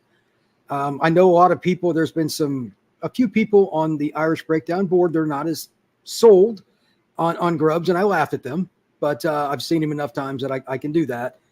He could be a college quarterback that ends up turning pro early. He could be a bust because like anybody can, but the physical tools, the mental makeup, the way he carries himself, all those things say big time quarterback. He's got the height, got the arm strength, everything you're looking for. So he was great when I watched him. I don't know what anybody else is concerned about.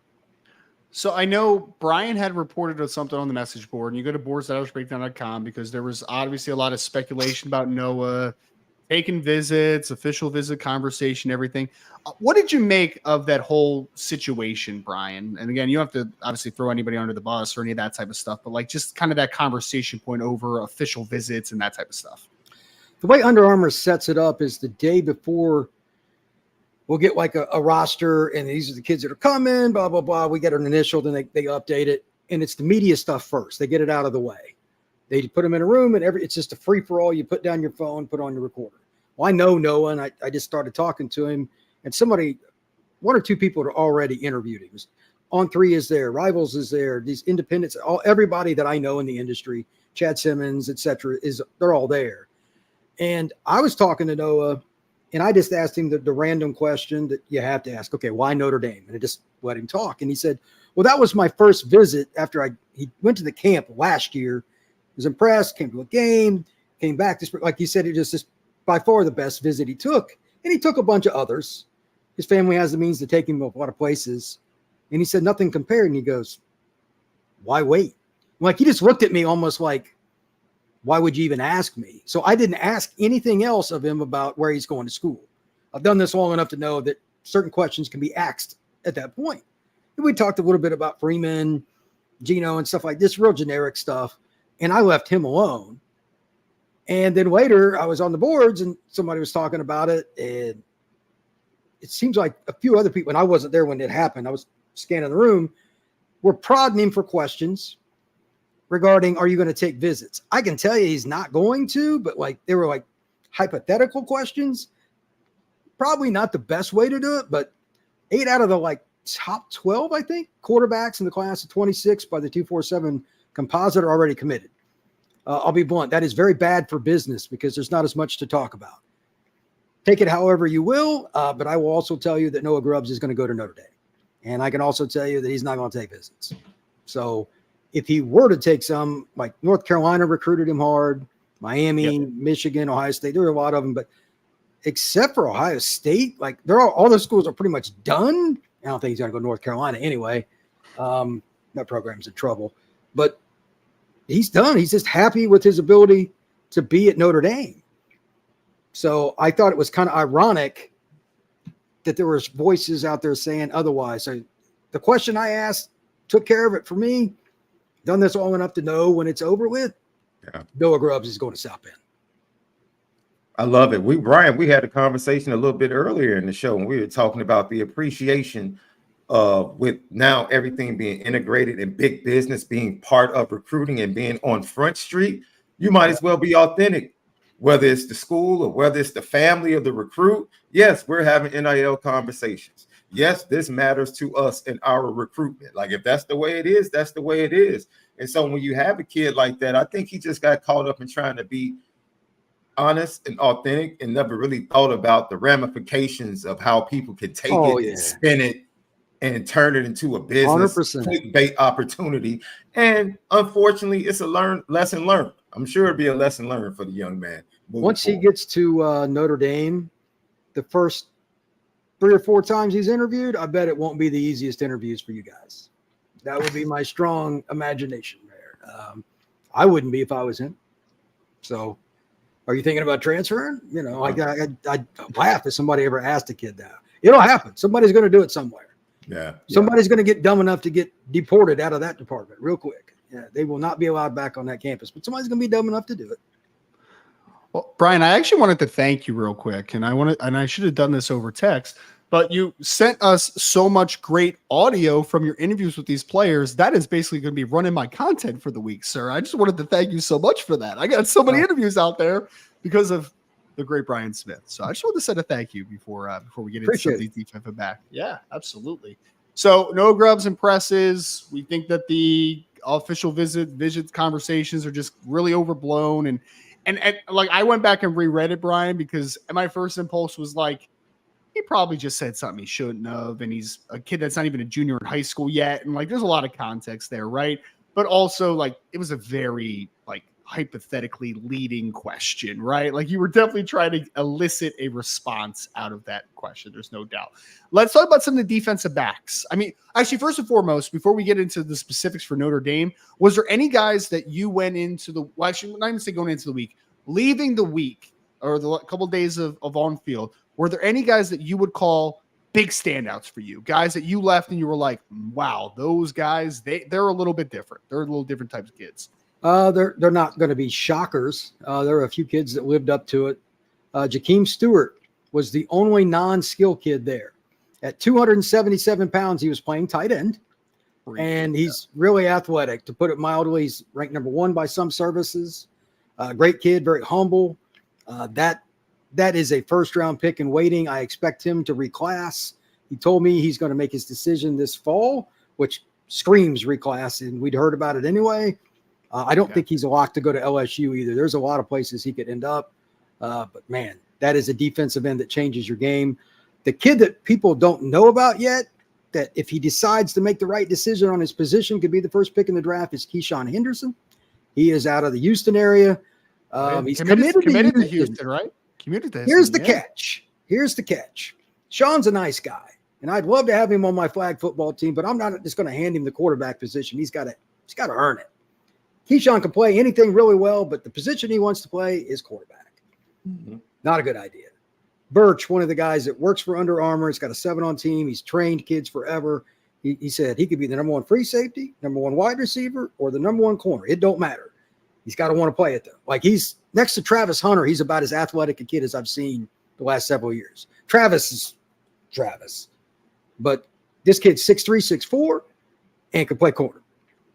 It's wild. And he's committed to Houston. That is bizarre. But right. Houston says he can play quarterback. I also say I want to be 7 foot, but that's another story too. So it's a terrible idea. He should go to LSU or someplace like that and play receivers, what he should do. He is freaky. He dominated even at this competition. Like every play, he was playing something different. Didn't matter. Another kid that everybody really likes in many ways is the kid that Notre Dame's recruiting, and he told me he's probably going to go up to it's the barbecue. What are they doing at the end of July? What are they calling it at the end of the month? They usually call it the Grill and Chill, but I don't know if they're renaming it this year. But yeah, okay. Grill and Chill cookouts. Yeah. Okay. Whatever that. July 25th, though. July 25th. Yes. He says he's probably going to go to that. Great kid. He plays at Catholic High School in Baton Rouge. I will go ahead and say it for him. If that kid signs with Notre Dame, Driscoll will personally call Brian Kelly and make fun of him over it because he lives right in the middle of Baton Rouge. It would be hilarious, but this is not a normal Louisiana kid. He's very worldly, very open-minded about traveling. Ohio State, Notre Dame involved, Texas involved. This kid could go anywhere. I know a lot of the LSU people. This is Blaine Bradford. Yeah. You're talking about Blaine Bradford? Yeah. Yeah. He's big safety. He looks the part. Looks like he's a college sophomore right now, but he's extremely intelligent. Comes from an elite high school program in terms of all the dynamics on and off the gridiron. There's I only watched him on a few plays because again, I watched some of the kids that I think more fringe. Like you watch Keyshawn Henderson or Blaine Bradford, a few of these kids, you're like, okay, it's not that hard. Those are some of the guys that stood out to me, but the quarterback group was elite. Smoke Matthews, as we call him, he's incredible defensive back. He could play corner, nickel, safety. Notre Dame's got a great shot with him too. He's another guy that I love watching him. But the list overall is just ridiculous. Competition was fantastic, so they did a great job. All right, go ahead, Gabar. No, you go, Sean. You go. No, because I just want to piggyback on what he was talking about at Notre Dame being in great position with a lot of these kids in 26, these top kids. And it amazes me because you cover both teams, Notre Dame, Florida State. I look at Marcus Freeman and look at Mike Norvell, and I think they both had similar challenges, thinking they could come in and do it traditionally and realizing, you know what, I had to change something midstream here and kind of get myself back to the point because the national view of these programs right now, recruiting is not where it needs to be, and we have to kind of help things along until we can get it back there. But I think now we're starting to see in both programs, okay, these kids in 26 and 27 and the way they feel about these programs now could really lead to some epic hauls for both programs going into 2026 and 27. Did you still get that feel talking to the young men down there this weekend about Notre Dame specifically? Like, okay, Notre Dame seems to be coming in the minds of these young recruits. Well, I can just kind of give a rundown here, especially DB. It's utterly ridiculous. Jordan Thomas, one of the neatest kids there. He's at a Bergen Catholic, shocker. Elite program in New Jersey. He's been to Notre Dame multiple times. That's a kid. Ohio State, they've offered one of 3 DBs. He's one of the 3. That puts it in perspective. That'll be probably like a Notre Dame, Penn State, Ohio State battle. Not exactly shocking. I think Notre Dame is right there for Braylon Womack, the kid out of Jackson, Mississippi. Not exactly the most traditional Notre Dame recruiting grounds, but he's not a traditional Mississippi kid. If he doesn't go to Notre Dame, it'd be Ohio State or Texas. So another big-time battle. The kid that I would love to steal, just because I like putting it to USC, is R.J. Sermons. He's from the L.A. area. He's arguably my favorite pure corner in the class. That kid is Notre Dame or USC right now. There's a few other schools in the mix, but those are the 2 to watch. I know Tom Loy and some other guys were talking. He said the same thing to each guy. Very consistent, so that tells you the tale there. Zach Fort, a kid at IMG that I've known for a while, elite recruit. That kid is all about Notre Dame, loves the campus. Very astute kid. Florida State, Notre Dame, Ohio State. You see the same schools here? There are certain staffs to just have position coaches. They get it done. Like whoever the Ohio State DB coach is, that guy's ridiculous. Like the DB class Ohio State's putting, like Notre Dame's good. Ohio State's, oh boy. It's wild. That's wild. They got the top 2 corners in the country are committed to the Buckeyes. There's Bradford, LSU, Ohio State, Notre Dame, and Texas. Same thing over and over again with these DBs. The wildest one might be this one. JaDon Currents, DB out of South Point High School in Rock Hill. Rock Hill, South Carolina is about as no to Notre Dame as it's going to get. That's country, 40 minutes from Charlotte. Academics aren't the greatest in that area of the world. That's the same high school as JaDon Clowney. It's right down the street from the high school that Jeff Burris went to way back in the day, Northwestern. But he loves Notre Dame. The visit blew him away. Smoke Matthews, one of his friends, was standing behind me when he was talking about it. And he brought it up like he was talking to me about it. Like all these kids love the visit. They've gotten them on campus early. It's amazing. And they're kids from areas that Notre Dame just doesn't normally get these players. No, DJ Williams is a kid from Carrollwood Day in Tampa that I know. They should get him, but like he's at a private school that costs almost $30,000 a year. That's a little different. But these public school kids in the South that normally even visit Notre Dame, all of a sudden they like Notre Dame a lot. Yeah. Hats off to the Notre Dame staff. Safety especially, because you mentioned a couple corners that I wanted to go a little bit more in depth with. But Brian, can I ask you about one player? Because you mentioned Ohio State, Penn State, Notre Dame battle for Jordan Thomas, right? Who's a New Jersey guy. But I want to flip it to a different kid who I think is one of the most unique players in this class, and that's Simeon Caldwell out of Jacksonville, Florida. He's 6'3", 190 pounds right now. But he's being recruited by Notre Dame as a rover, maybe eventually turning into a will. I know some schools are recruiting him as strictly a linebacker. Some are recruiting him as a safety. I listened to the interview you did with him. Very intriguing player because I feel really good about where Notre Dame is with him personally right now. But a little note that you had when you spoke to him is that the defensive back coach for Ohio State that you were talking about, whose name is Tim Walton, that Archer put in the chat, is his uncle, which I thought was a very interesting little tidbit there. So it sounds like for Simeon Caldwell, there could be a Notre Dame-Ohio State battle brewing down the stretch there. The 3 Florida schools would be the other ones, but like he loves Notre Dame and the culture. He attends the Bowl School. It is a boarding institution that is longstanding for having great football players. The quarterback that beat Notre Dame with Alabama in 2020, I believe that's the school he went to. It's just always been good. Yeah, Mac Jones, yeah. They've always had players, and he's just one of those guys. He's not a typical Florida kid. Like his dad's NFL football coach, and I think he was with the Raiders or something. I don't know where he's at now, but he's learned everything about linebacker, and he eventually wants to make it to inside linebacker. He's just got to gain the weight. But he enjoys football, and he's taken on the challenge of adapting. He was the one kid that was kind of forced into the mix this year in 7-on-7, learned it enough. They got an invite to Future 50, but great kid, man. Like off the field, he would fit Notre Dame very, very well.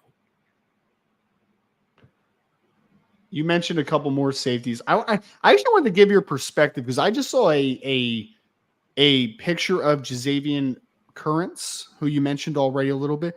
Brian, that's a big safety, dude. That is a He could really grow big into- safety. He Yeah. could grow into a linebacker. Would not surprise me at all. He's bigger than what Caldwell is.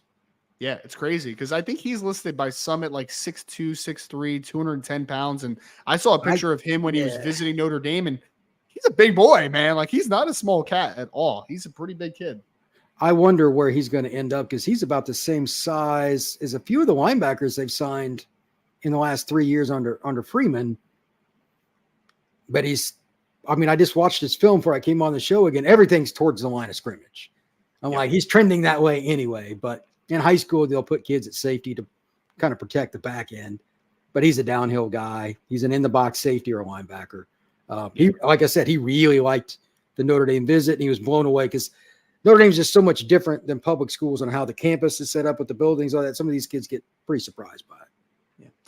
Well, Sean, this was an interesting one, and I want to bring this up to you, Brian, because another one that I know you when you interviewed Braylon Womack. Okay, so Braylon Womack had talked about someone, I don't remember if it was you or someone else that was around you, had asked about a decision timeline. Okay, and Braylon Womack had said, "I want to wait until after my senior year," which is basically he's a National Signing Day commitment type of kid. That doesn't typically play into Notre Dame's favor too well. Any insight into that a little bit? Because Notre Dame usually tries to get things wrapped up pretty early in recruiting. Well, there's 2 or 3 parts to it, depending on how you want to calculate it. Number one, he probably wants to announce it on TV. Now, what he does privately is another story. Secondly, his dad, I can assure you, will not want that. I'm 100% steadfast in speaking for his father on this.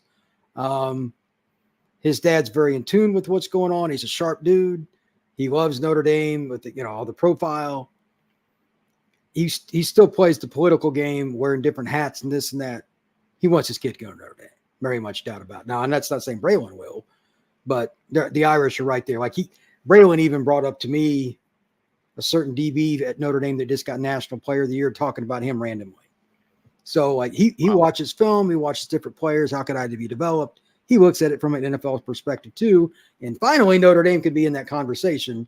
They just had like 3 safeties that were all pro in some capacity over the last couple of years. So I imagine those things will favor Notre Dame, but public decision, private decision, yeah, that's, probably not Notre Dame's best. If it's truly a late decision, kids tend to stay closer to home.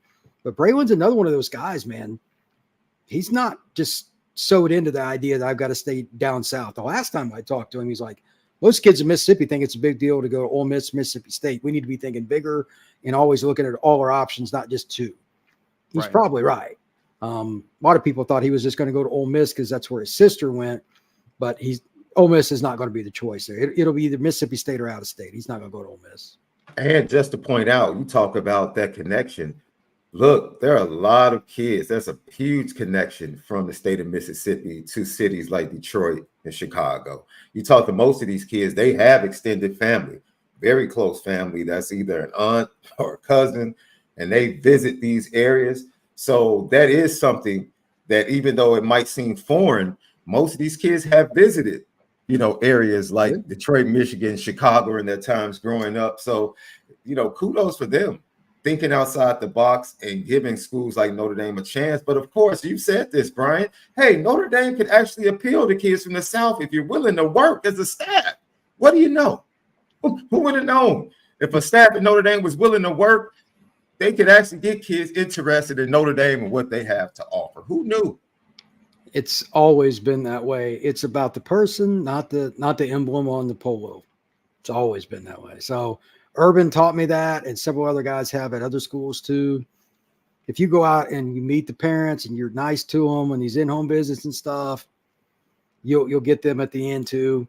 Distance is never the easiest thing to get over, but now these kids have all kinds of ways, fair or not, on how they get to these schools because they ain't paying for these unofficial trips, I can assure you, to any school.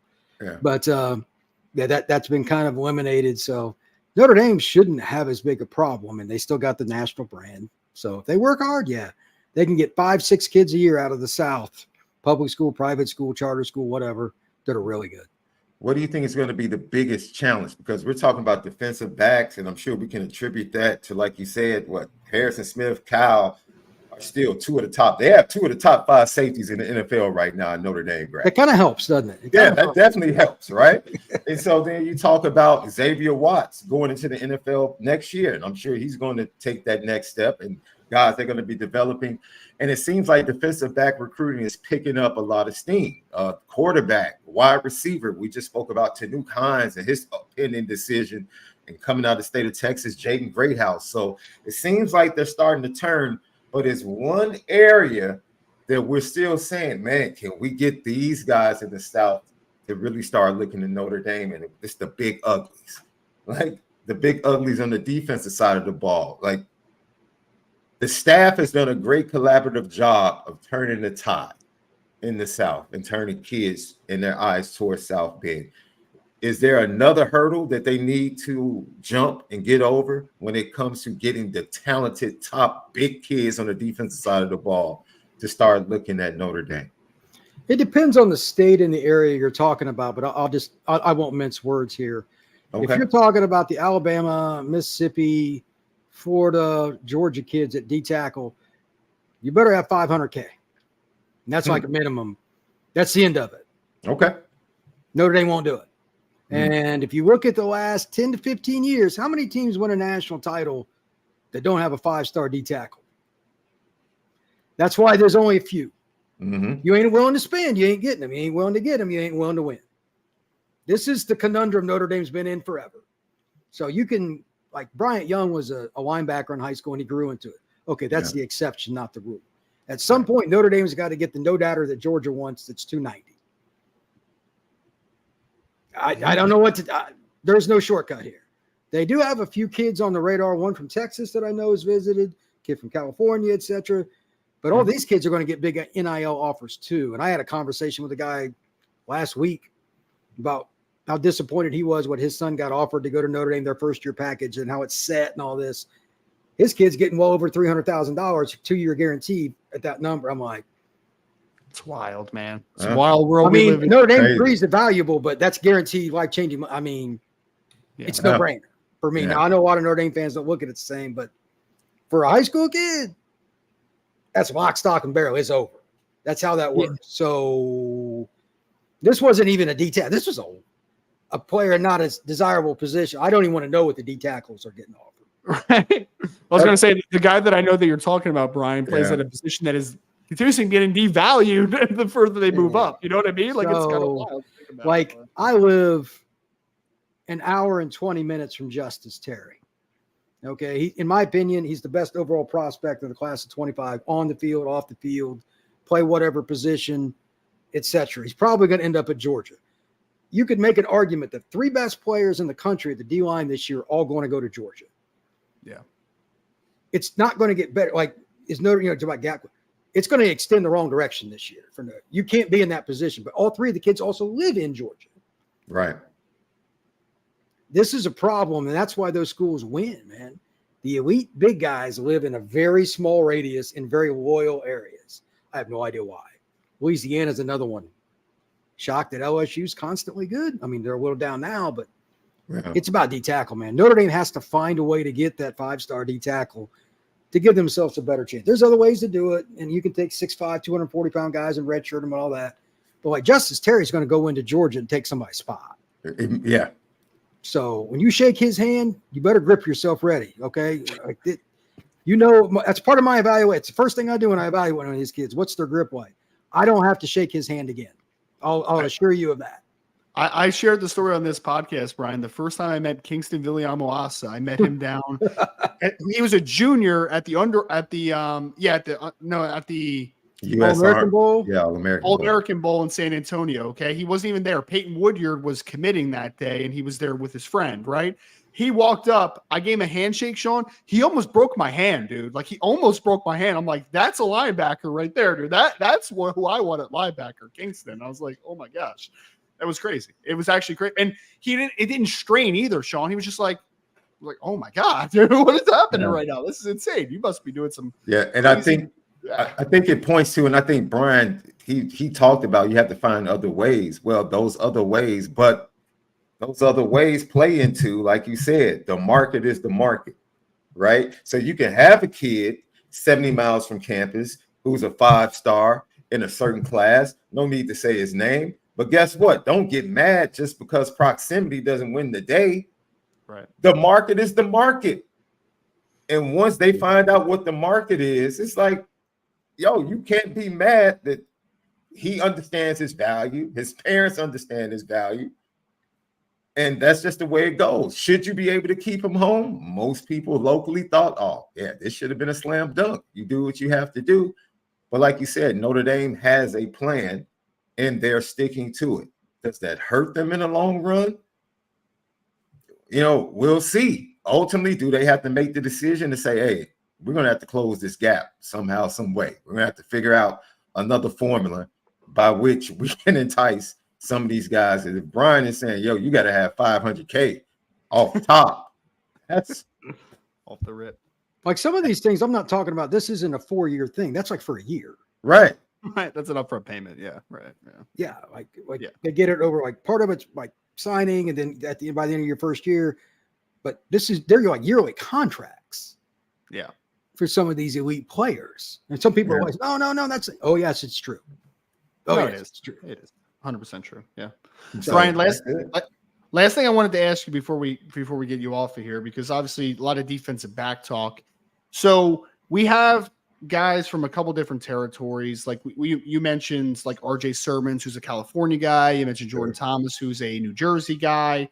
There's a couple other, like a little bit of exceptions, but so far in the 2026 class, a lot of the buzz is about Deep South defensive backs in this class. So I want to talk about Mike Mickens and just the impact he's having, and just kind of historically maybe grabbing as far as like, this is a unique situation. Like the Notre Dame just hasn't had this much momentum in that area. Cause you mentioned, like, I'll just work down the list real quick. Like Notre Dame, in my opinion, right now is in a good spot with Kasani Giles out of IMG Academy. They're in a good spot with Zach Forts, the star safety out of IMG.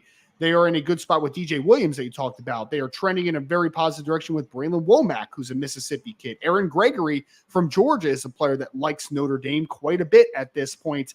Notre Dame has a lot. Blaine Bradford, another kid out of Louisiana that you talked about.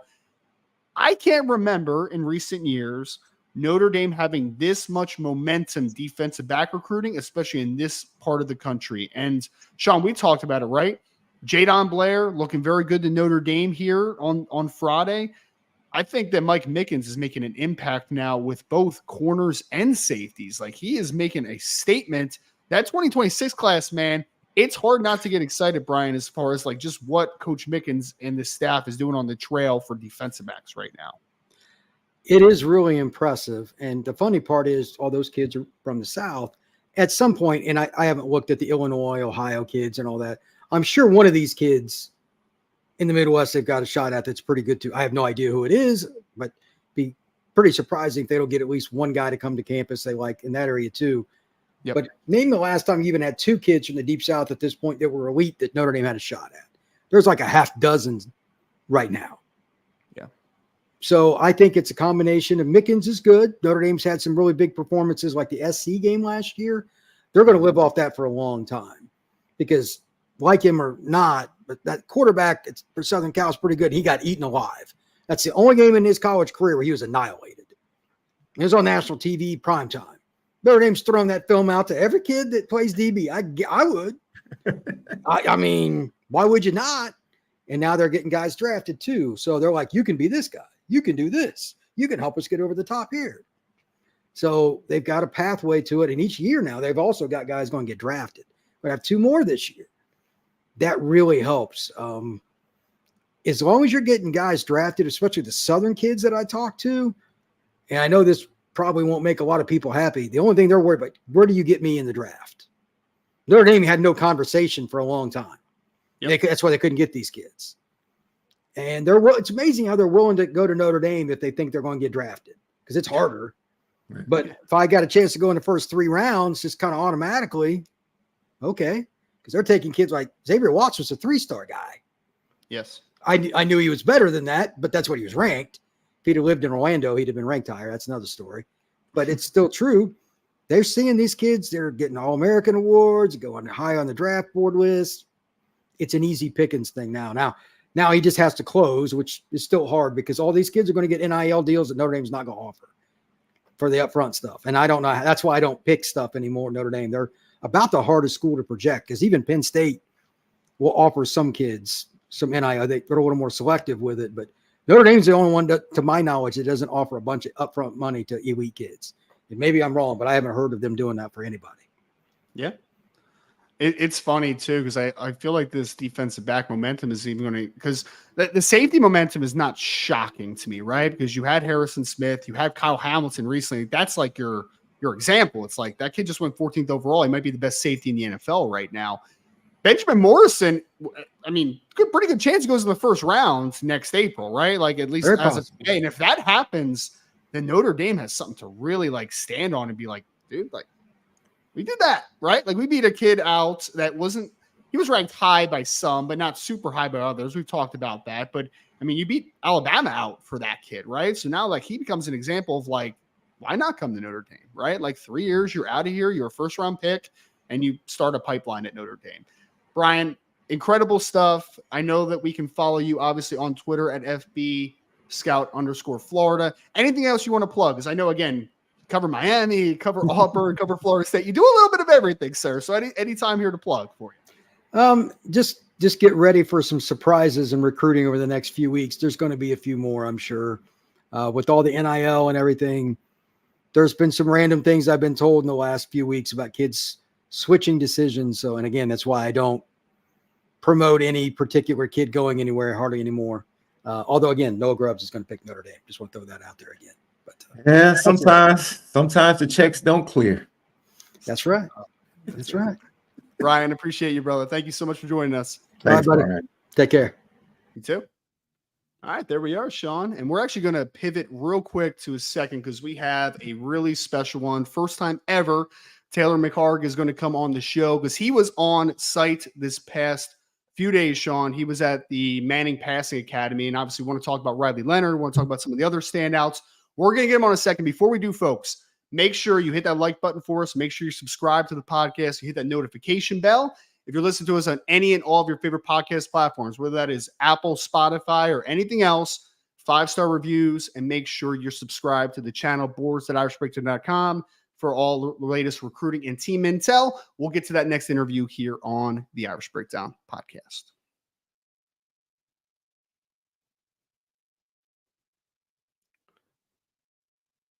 Sean, blast from the past. I remember Taylor McHarge when he was playing for Rice.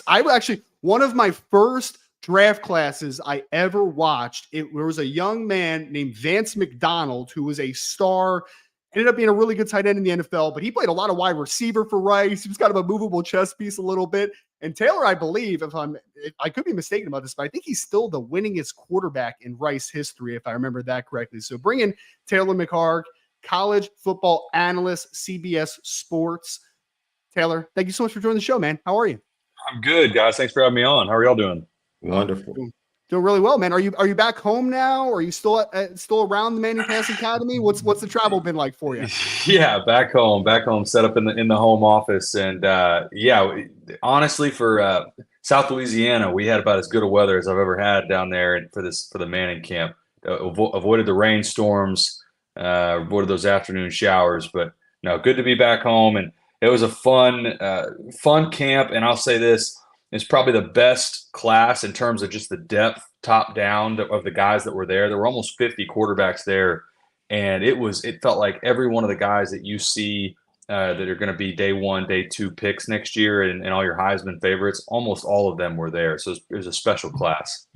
That's awesome. Double R. I want Taylor to take us inside like the inner workings, because if you look at, participants of the past of the Manning camp, and they've gone on to be MVPs in the NFL, multiple time MVPs. I don't know if you guys watched Succession, but in the last season, they had this meeting of the minds to decide who the next president was going to be, right? And it seems like the Manning Passing Academy has turned into that, right? This inner workings where people come together to meet to decide the future NFL MVPs at the quarterback position and #1 overall picks just saying that jokingly, not literally, but no, just take us inside the inner workings of what really goes on down there on the field and off the field for these young athletes.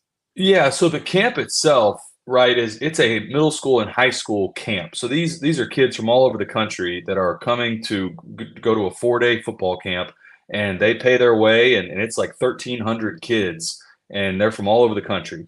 And the coaches are a mix of, you have high school football coaches, you have a lot of the college quarterbacks are brought in, and they're there to be camp counselors. And then you got people, you got a handful of people that are more in the media space, and it makes up this collection of coaches that are there to be camp counselors for the Manning camp. Within that, though, for the college guys, they've got 3 different opportunities to throw. Peyton and Eli Manning take them through these opportunities to throw. Two of these sessions don't really get media attention, right? They're just on the field, they're throwing routes. It's not designed to be covered really.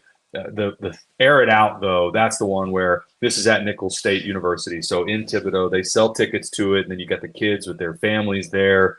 And that's the time where Riley Leonard, that's the competition that he won. And there's eyeballs on it, and you've got cameras are out there rolling, and you're getting to see guys that are, they're throwing a lot of it's pro style routes that, you're taking. They want you to take some stuff under center. They want to see your deep ball. They want to see a comeback.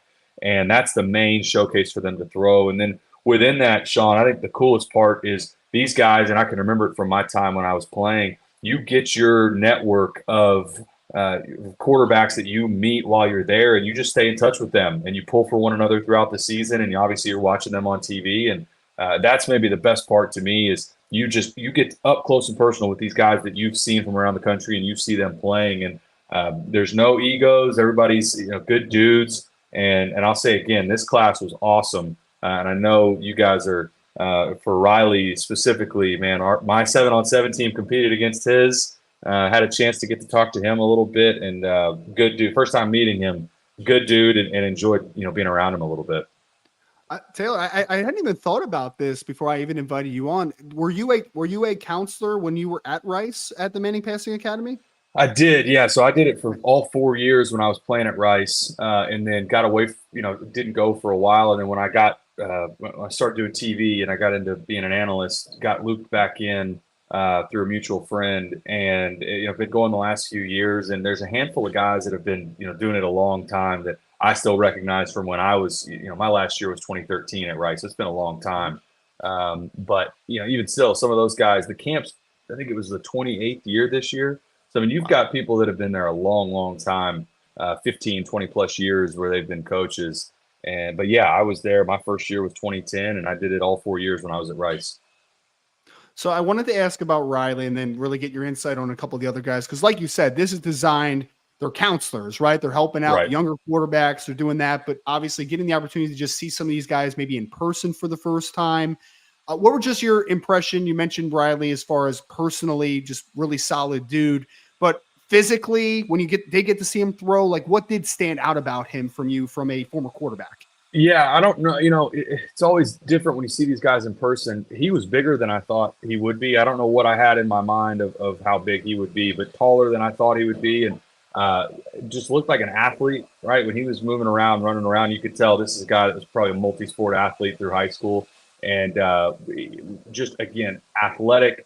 And when he was throwing, accurate and on time. And, they're throwing to, guys that are Nicholls State receivers, and sometimes it's high school receivers. So not always the best timing with these guys, right? They're doing the best they can. But he was smooth and fluid, and enjoyed, on a personal level, it was a brief, couple-minute conversation during our 7-on-7 game. But he shared some stories, with his QB coach, Gino Guidugli, and I had done some games there for them when he was at Cincinnati, and just enjoyed swapping stories, and enjoyed the first few minutes that I got to interact with him. He seemed like a good dude. I want to know, when you look at these quarterbacks, has the talent and the abundance of talent increased at the quarterback position, or has it been just the game and the rule changes that have allowed those talents that have been there all the time to really come to the forefront? That's a good question. I do think there's something to – it feels like these guys are more refined than they used to be. And I don't know if that's because they have more private lessons as they're growing up, and they're trained a little better when they're in development, middle school, high school age. But it does feel like, even the group of 5 quarterbacks that are not your household names, they were sharp. I got asked earlier today, was there anybody that really struggled? And there really wasn't. There wasn't anybody in these 40-something guys. I mean, you got FCS quarterbacks there too. There wasn't one person that you were like, man, that looks, he's struggling. Everybody there, you had a couple of guys that could really, throw the cover off the ball, and they looked, maybe that looked a little different. But for the most part, everybody is talented, and you could tell these are guys that have been playing the position for a long time. And, it's a good question, but it does feel like maybe it's just through additional training why, again, so many talented quarterbacks that were there this year. Yeah. Well, it's funny you say about the multi-sport aspect of Riley Leonard, because if you go back, it was actually Taylor. So I actually had a pretty good relationship with Riley before he ever ended up in Notre Dame, and he was actually a kid that thought he was going to be a college basketball player before he was a football player. Both his dad and his uncle played high-level Division I basketball. He actually thought he was going to be a basketball player, and then COVID kind of changed things for some people, as I'm sure everybody in the universe has got changed a little bit, which is kind of funny. Let me ask you on a more broad stroke, because I know Carson Beck was there. I know Jackson Arnold was there. I mean, there was a really impressive list, and I'm going to ask you about one specifically in a little bit, in Connor Weigman, because Notre Dame plays them game 1 down in Kyle Fields. But out of just the wide array, I know you mentioned no one really struggled. Was there a couple players that maybe, and it could even be from maybe you weren't thinking about them too much, but then you saw them throw in person that they really surprised you a little bit? Like, who were a couple of the standouts in your opinion? Yeah, I said on CBS HQ that Garrett Nussmeier from LSU really stood out to me. He was one of the first ones that went in the first kind of deeper throw was a field comeback, and he ripped it. I mean, it was right on time, and that, for anybody that's played the position, I said the same thing the other day. That's a tough throw, and this is on a dart, probably travels 35, 40 yards in the air. And that was kind of a wow moment, and I paid attention to him the rest of the time, and he was just smooth. I think there were a handful of other guys that the physical stature stands out. Jalen Milroe from Alabama. I mean, that's a guy, he gets off the bus and you're like, that dude, that is somebody you want on your team, regardless of the position they play. But again, there wasn't really anybody that struggled. Carson Beck looks like he's put on some weight in a good way. Looked like that's clearly somebody that if he stays healthy, I think you should expect him to go in the first couple, maybe 5 picks overall next year.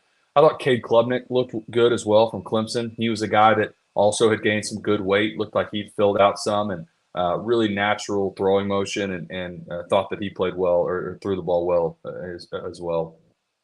I was happy to see a couple of the guys that were coming off injury-riddled seasons, Sean, to be there and look healthy. Riley obviously is included in that, but another one is Connor Weigman, who I kind of mentioned a second ago for Texas A&M. Would love to hear just kind of your impressions of Connor. I know he's a guy that Notre Dame fans, we're only like 60-something days away from college football now for that first game. They're really kind of doing their digging in, because obviously I know he's a very talented quarterback in his own right. Yeah, was sharp. He went about his business. That was actually another guy that, again, maybe a little taller than I was expecting, a bigger frame than I was expecting. But same thing. I know I sound like a broken record, but good timing. I thought his footwork looked pretty strong. That's something that sometimes these air raid, and I know they're not running the air raid, but these kids that have come from being in the shotgun their entire career, sometimes footwork can escape them. I thought his was maybe pretty strong and maybe some of the best that we saw there. But again, strong arm, on time, and it's really impressive for all these guys. They're throwing to receivers that are not their receivers and are nickel state receivers, and sometimes even high school kids that they've picked out to throw, because there's almost 50 quarterbacks. Got a lot of different guys, but I thought he looked good.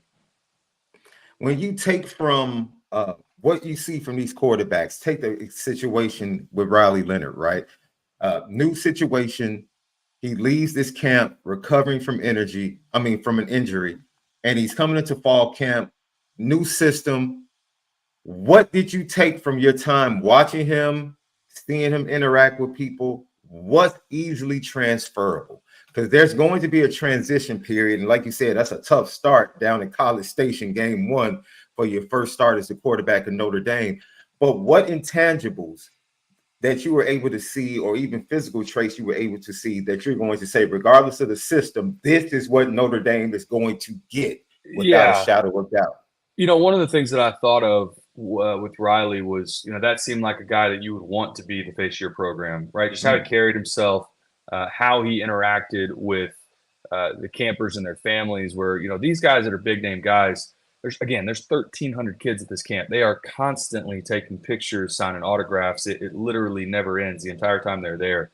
And he always had a smile on his face, seemed like he had a good attitude. And from everything I've heard, again, I don't have a relationship with him, so I don't know up close and personal, but he seemed like a guy, and from what I've heard, good teammate, liked well in the locker room. And that conveyed just in how you watched him interact with the kids at the camp and how he interacted with the other quarterbacks. Again, I left very impressed with him. So is it safe to say Manning Pass Academy has actually been something that's been on my bucket list to cover and get down there the last few years? It sounds like it's safe to say that is an event that you must be able to get down to at some point.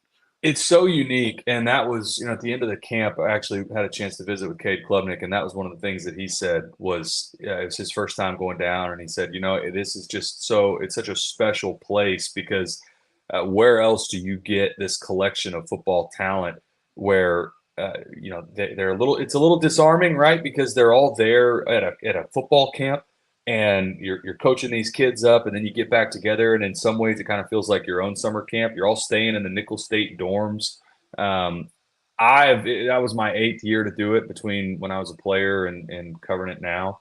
And I tell them every time, as long as they'll have me back, I'll keep going, because it is really a special camp, and they take a lot of pride, the Manning family does, in keeping up with these guys and their seasons, and they've had, the biggest names in the sport, it seems like, for the most part, in the last 20 years that have gone through the Manning camp have been counselors.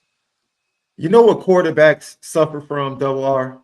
What's that? They suffer from making us think it's easy. Because fans, if you're a good quarterback, you make the position look really easy. And then we expect everybody to just be able to come in and operate at the same level. And it's probably one of the most difficult jobs in all of sports. Right? Oh, it's the most difficult job in all. It has to be, right? It is. And so when you think about that, and you think about what Cade Klubnik was able to share with Taylor, and you look at Cade Klubnik, and most people would say he's been underwhelming based upon the expectations he had coming into Clemson, right? But if you take a step back and in all fairness, you say to yourself, this is a tough position to play in. Everybody has their own journey, man. Let this young man develop into who he can become, because I would say if he goes on to have regular development and has a good season and continues to lead Clemson to being a big-time program, he's still probably going to end up being a first, second-round pick just because of the physical gifts and talents. And so that's the amazing thing about, the experience of the quarterback position. And I'm sure Taylor, watching all of these different variations of talented quarterbacks and what they can offer, is that you have to come away from that type of experience, and hopefully you get to experience it soon, Double R, just saying, this is a very special group. And that's what I take from what Cade is saying, like, if you can play this position and being around these guys that are at the top of it, you are truly part of a very special group. And I don't know if fans really understand what it means to have your quarterback participating in the Manning Passing Academy. I'm glad Notre Dame has one. Yeah, all of these guys have their own paths and journeys, and there's different levels of adversity. And I think it's important for college football fans to remember that, the Trevor Lawrences of the world are rare, that come in as freshmen and play the way that he did. The Andrew Lucks back in the day, that's not normal for freshmen. And you mentioned Cade Klubnik. I think the situation that he was dealt and how he, with DJ Uiagalelei, his freshman year, and then some of what he dealt with last year, I think some of the criticism may not have been completely fair. And again, in his career, young guy who did not redshirt. And the example I always use for people that can remember when he was playing college football, go back and look at what they asked Colt McCoy to do when he was a freshman. Redshirt freshman, that a lot of it, it was an unbelievable team around him. and a guy that didn't play great his sophomore year either, and then became over a 4-year career arguably one of the best quarterbacks to ever play college football. His career by the end of it was unbelievable, but at the beginning, developed into that. And I think we have this expectation sometimes as fans that, okay, this was a 5-star, this is a big time recruit, you need to step in and go right now. And it just doesn't always work out that way. Sometimes it takes a couple of years to develop, and sometimes it takes a fresh start where they transfer and they actually blossom somewhere else. Taylor, I wanted to ask one last question for you, and we really appreciate your time, obviously. You being a former college quarterback, again, a successful one too during your career at Rice, transitioning into the media space. We've seen obviously more and more of that over the years, but we'd just kind of love to hear a little bit of your own personal journey as far as how rewarding your media career has become now. Because obviously I know you're doing some great stuff with CBS Sports, but like just making that transition from player to media member, how rewarding has that been for you, that transition? Yeah, I got done again in 2013, and I was completely away from the game for 4 or 5 years after that. And I have enjoyed. I got back into it. I was covering FCS. My first few games were in the SWAC conference, and then I did some stuff in the Southland. And I just sort of slowly built to this point, and I've enjoyed the journey and the ride. And I still, I've got a long way to go, and I want to do this at as high a level as I can. And for me, it's very similar to being an athlete, where you've got something you're chasing and pursuing, and the preparation is fun, similar to when you were playing, where you're watching film and you're studying these teams and feel like you're cramming for a test, and then game day is the test, and then you move on to the next week. And the other thing that I love so much is these conversations with these coaches and players when we get to go on their facility and talk to them about what do they need to do to be successful this week, and who's struggling that needs to play better, who's stepped up recently. Those are the moments where you kind of feel like you're back in the locker room. You get a glimpse back into the locker room, and I think that's something that I don't take for granted, and I really enjoy it. And excited for this season. Most of my year, like you mentioned, was going to be with CBS, doing a lot of Mountain West, a little bit of CUSA, and I've enjoyed it. I've really I'm appreciative of CBS giving me this chance again this fall. And like I said, want to take this as far as I can. I really enjoy doing it. Love it. So real quick, just giving you the opportunity to plug, where can people find you? Social media handles, where can they find your work, everything involved in that regard? Yeah, just active on Twitter. Or X now, I guess is what we got to call it. But T McHarge 16. So I'm about to, I was joking with my wife earlier, I'm about to buy my first video game console since I was the last time the game came out, I was on the game, ironically enough. But getting ready to buy the NCAA, what year are we on? 25. That's going to be my plans for the rest of the summer once that comes out, getting ready for football season. You're a better man than I. I'm literally bumming my my PS5 off my brother-in-law, and we're make it work that way. So I love it. That's awesome. Taylor McHarge, again, former Rice quarterback, now college football analyst at CBS Sports. Taylor, we really appreciate your time so much. Thank you for helping us recap the Manning Passing Academy. Excited for the season, man. Thank you so much for joining the show. Absolutely. Thank you guys for having me on. Absolutely. There he is, Sean. Taylor McHarge for the first time. I thoroughly enjoyed that conversation because I literally, like, no BS, Sean. I know that me and Taylor we've been following each other for a little while.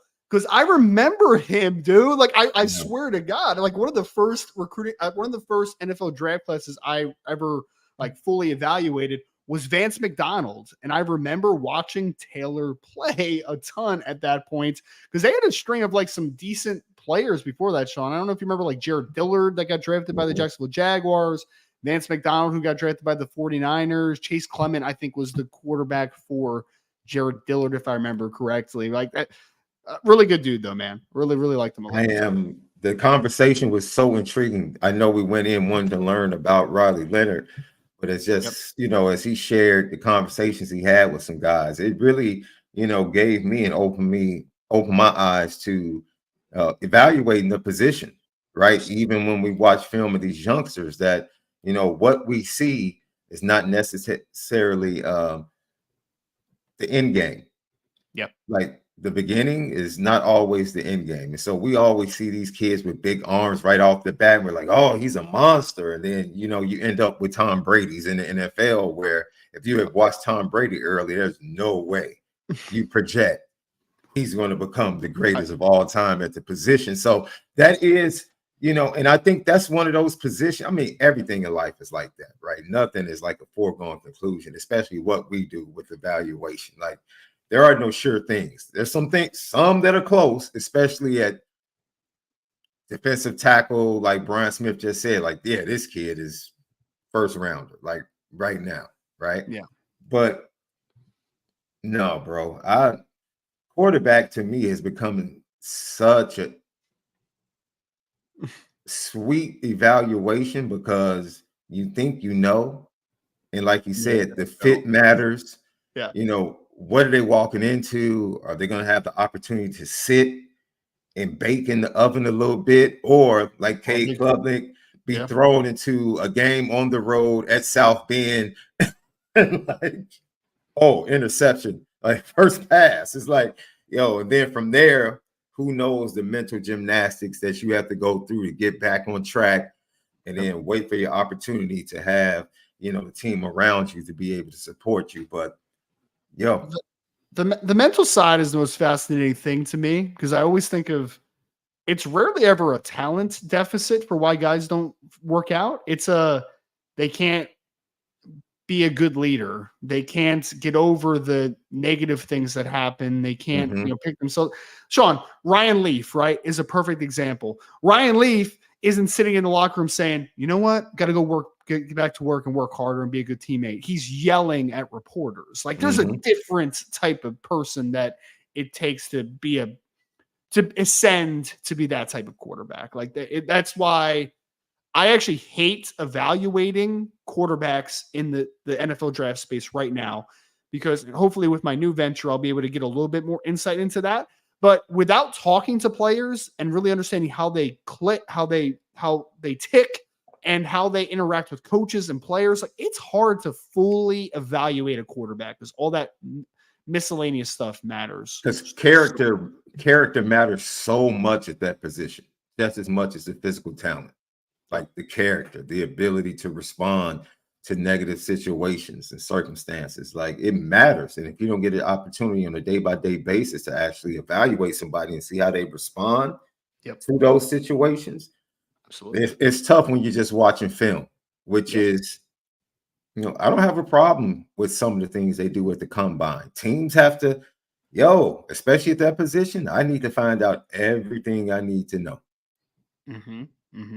Absolutely. Yeah. It is the most in-depth evaluation process every single year, is the quarterback position. Yeah. It is rarely ever as simple as turning on the film. Is he good or is he not? It is barely ever that simple. We had 2 super chats, Sean. Yeah. Going to get through that real quick. D-Troll Hunter had asked, Ryan asked about Connor Weigman's foot ankle looked. And so D-Troll, I asked him about Connor Weigman, how he looked. That was off of your question, my friend. And thank you so much for the super chat. We also had another one, Sean, a little bit more of a 2026 quarterback question. ICU RN with Irish Luck. Thank you for the super chat. Says, Ryan, you said a few months ago that you would rank Ryder Lyons, Brady Smeagol, Brady Hart, tier cut, then Noah Grubbs. Do you still feel that way, or has things changed? Things haven't changed much for me, ICU, because there's no more game film, right? The only thing that I think I was a little, the only thing that I would say has changed even slightly is I would actually rank Brady Hart for me over Brady Smeagol. I would today do that because I've learned more about Brady. We just talked about the whole learning about a kid, how they tick, the leadership qualities. I would put Brady Hart above Smeagol, but Ryder Lyons is still, in my opinion, of that group, the top quarterback. He is the top quarterback of that group, in my opinion. Jared Curtis, I think, is the top quarterback overall in the high school class in 2026. But out of that group, I would still go Lyons, Hart, Smeagol, Grubbs. But again, that is, Sean, I think people will hear that and get upset. But again, we're talking about 4 very good quarterbacks, man. Literally, that's probably going to commit to USC at some point. That's Florida State. That is Michigan, and that's Notre Dame. Like, that's a pretty good list of quarterbacks. Double R, we said it early on in the process, man. This is the first time that Notre Dame is in on 6 or 7 quarterbacks that have true interest in Notre Dame. And we really don't care who they get if they get one of the 6 or 7. And Brian Smith said the same thing. The guys I watched down there that Notre Dame was highly connected to in this recruiting class, if they had got any of them, I would have been fine. Yep. And I said that before we really started talking to these guys, seeing where they stood, finding out how Notre Dame viewed them just purely from watching the film. And it's like, yo, this is fantastic to be in this position. I don't know how they turned this quarterback room around this fast, but good gracious. Whatever they did, whatever they sprinkled up there on the facilities, hey, I need a little package of it. Sean, 2026, and this is, again, in a hypothetical where all the quarterbacks that can come back in 2026 are there in 2026. We know that's obviously unlikely in today's world. But if that situation did happen, when you combine height and weight, Sean, the smallest quarterback on the roster might be CJ Carr. Yes. And not too recent, like very recently, CJ Carr was like the biggest quarterback on the roster, if not the second biggest quarterback on the roster. Like, just think about that for a second, man. Yeah. You're about to get 6'5", 205 plus pounds, Deuce Knight on campus in 2025. You're going to have Noah Grubbs, who at that point will probably be back up to like 6'4 and a half, 6'5", 215 pounds. Like, it's a different type of quarterback room, man. It's going to look like a top-notch elite quarterback room should look. You should be able to say, oh, that's the starter. Oh, snap. That's the backup. Oh, snap. That's the redshirt freshman. Yes, that's how it looks in the quarterback room at elite programs. Go to a Texas practice, and you're going to be sitting there saying, that's the backup? And then they basically just not forced the kid out, but a kid just left that was like 6'4", 230 pounds and super athletic and transferred this offseason because there was just too much. Exactly. And that's why I felt when CJ was unwrapped during bowl season, everybody was going crazy. I'm like, guys, this is the way it's supposed to look. Like, wait till that 6'5", 220 kid gets here. That's just like, get used to it. This is the way it's supposed to look in the room. Sean, we have been in this situation before where a quarterback gets hurt and Evan Sharpley has to come into the game, or a quarterback gets hurt and Andrew Hendricks has to come into a game, or a quarterback gets hurt and all due respect to all these quarterbacks, by the way, Drew Pine has to come into the football game, Sean. Like, there's been a clear issue of talent of depth at the quarterback position over the years, and it has been a very long time that the issue has been there. Now, there have been other good years where it's like Malik Zaire gets hurt and 6'4", 230-pound Deshaun Kaiser comes in. Like, that's a very different conversation. But there have been other years where an injury happens and you're just like, that's what we have to work with. Like, that's the situation we're in. Like, been way too often. Been way too often. But thank you so much for that question. We really appreciate it. We are going to end we had one more super chat come in, Sean. Here we are. Andy Milton fans, any word on Taylor? I'm assuming this is Ivan Taylor. Nathan, no super update for my last one. I will just say this, Sean. I was very pessimistic after all the official visit stuff started happening, but I am getting more optimistic as time is going on here. I do think that Notre Dame has set the bar high. I think he made a commitment a little bit too early, and now he's kind of doing his quote-unquote due diligence, right? But I do think that Notre Dame is still the leader for Ivan Taylor to hold on to him. I think that's where we are right now. And I think one of the things in this 25 class that we're going to see, if things play out the way we're starting to feel like they're going to play out, these young men, when they're going through this process, it matters who they play with or who they see themselves playing with. It matters. The relationship with Ethan Long matters. Getting the opportunity to meet Deuce Knight matters. Heck, oh, snap. We got a chance at possibly adding JaDon Blair. It matters. And so don't shortchange what you talked about, Double R, what led Michigan to win a national championship. Depth, man. Depth on a roster matters. That leads to competition. That leads to the belief that kids feel like they can be developed to get to their ultimate goal for some of them, which is the NFL. And this 25 class, is kind of a class that they really like each other. Like, the kids, They really like each other. They like spending time with each other. And Notre Dame is blessed to have, in my opinion, you talking about a personality that is just magnetic and draws. Notre Dame is just blessed to have the face of the class in Deuce Knight that just, man, you meet him and he's just infectious, man. And I think that's ultimately what we're going to see play out in this 25 class. So I hope that makes you feel better, ND Milton fan. Hope it does as well. Want to wish everybody an early happy 4th of July. That's also my dad's birthday, Sean, by the way. He will be 62 on July 4th. Man, so, good eats, guaranteed eats, and fireworks on your birthday for life. Yeah, man. Yeah, That's man. pretty good deal.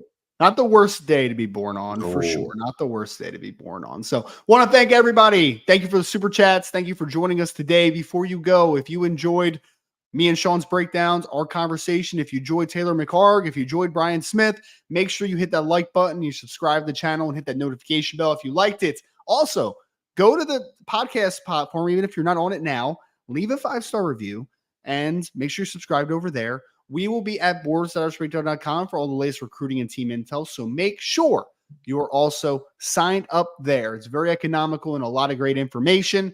Me and Sean Davis only have one show left next week. So make sure you enjoy it. You don't know what it got until it's gone. Okay. And we'll talk to you next time, though, folks. Appreciate you all here on the Notre Dame Recruiting Hour on the Irish Breakdown podcast. Peace.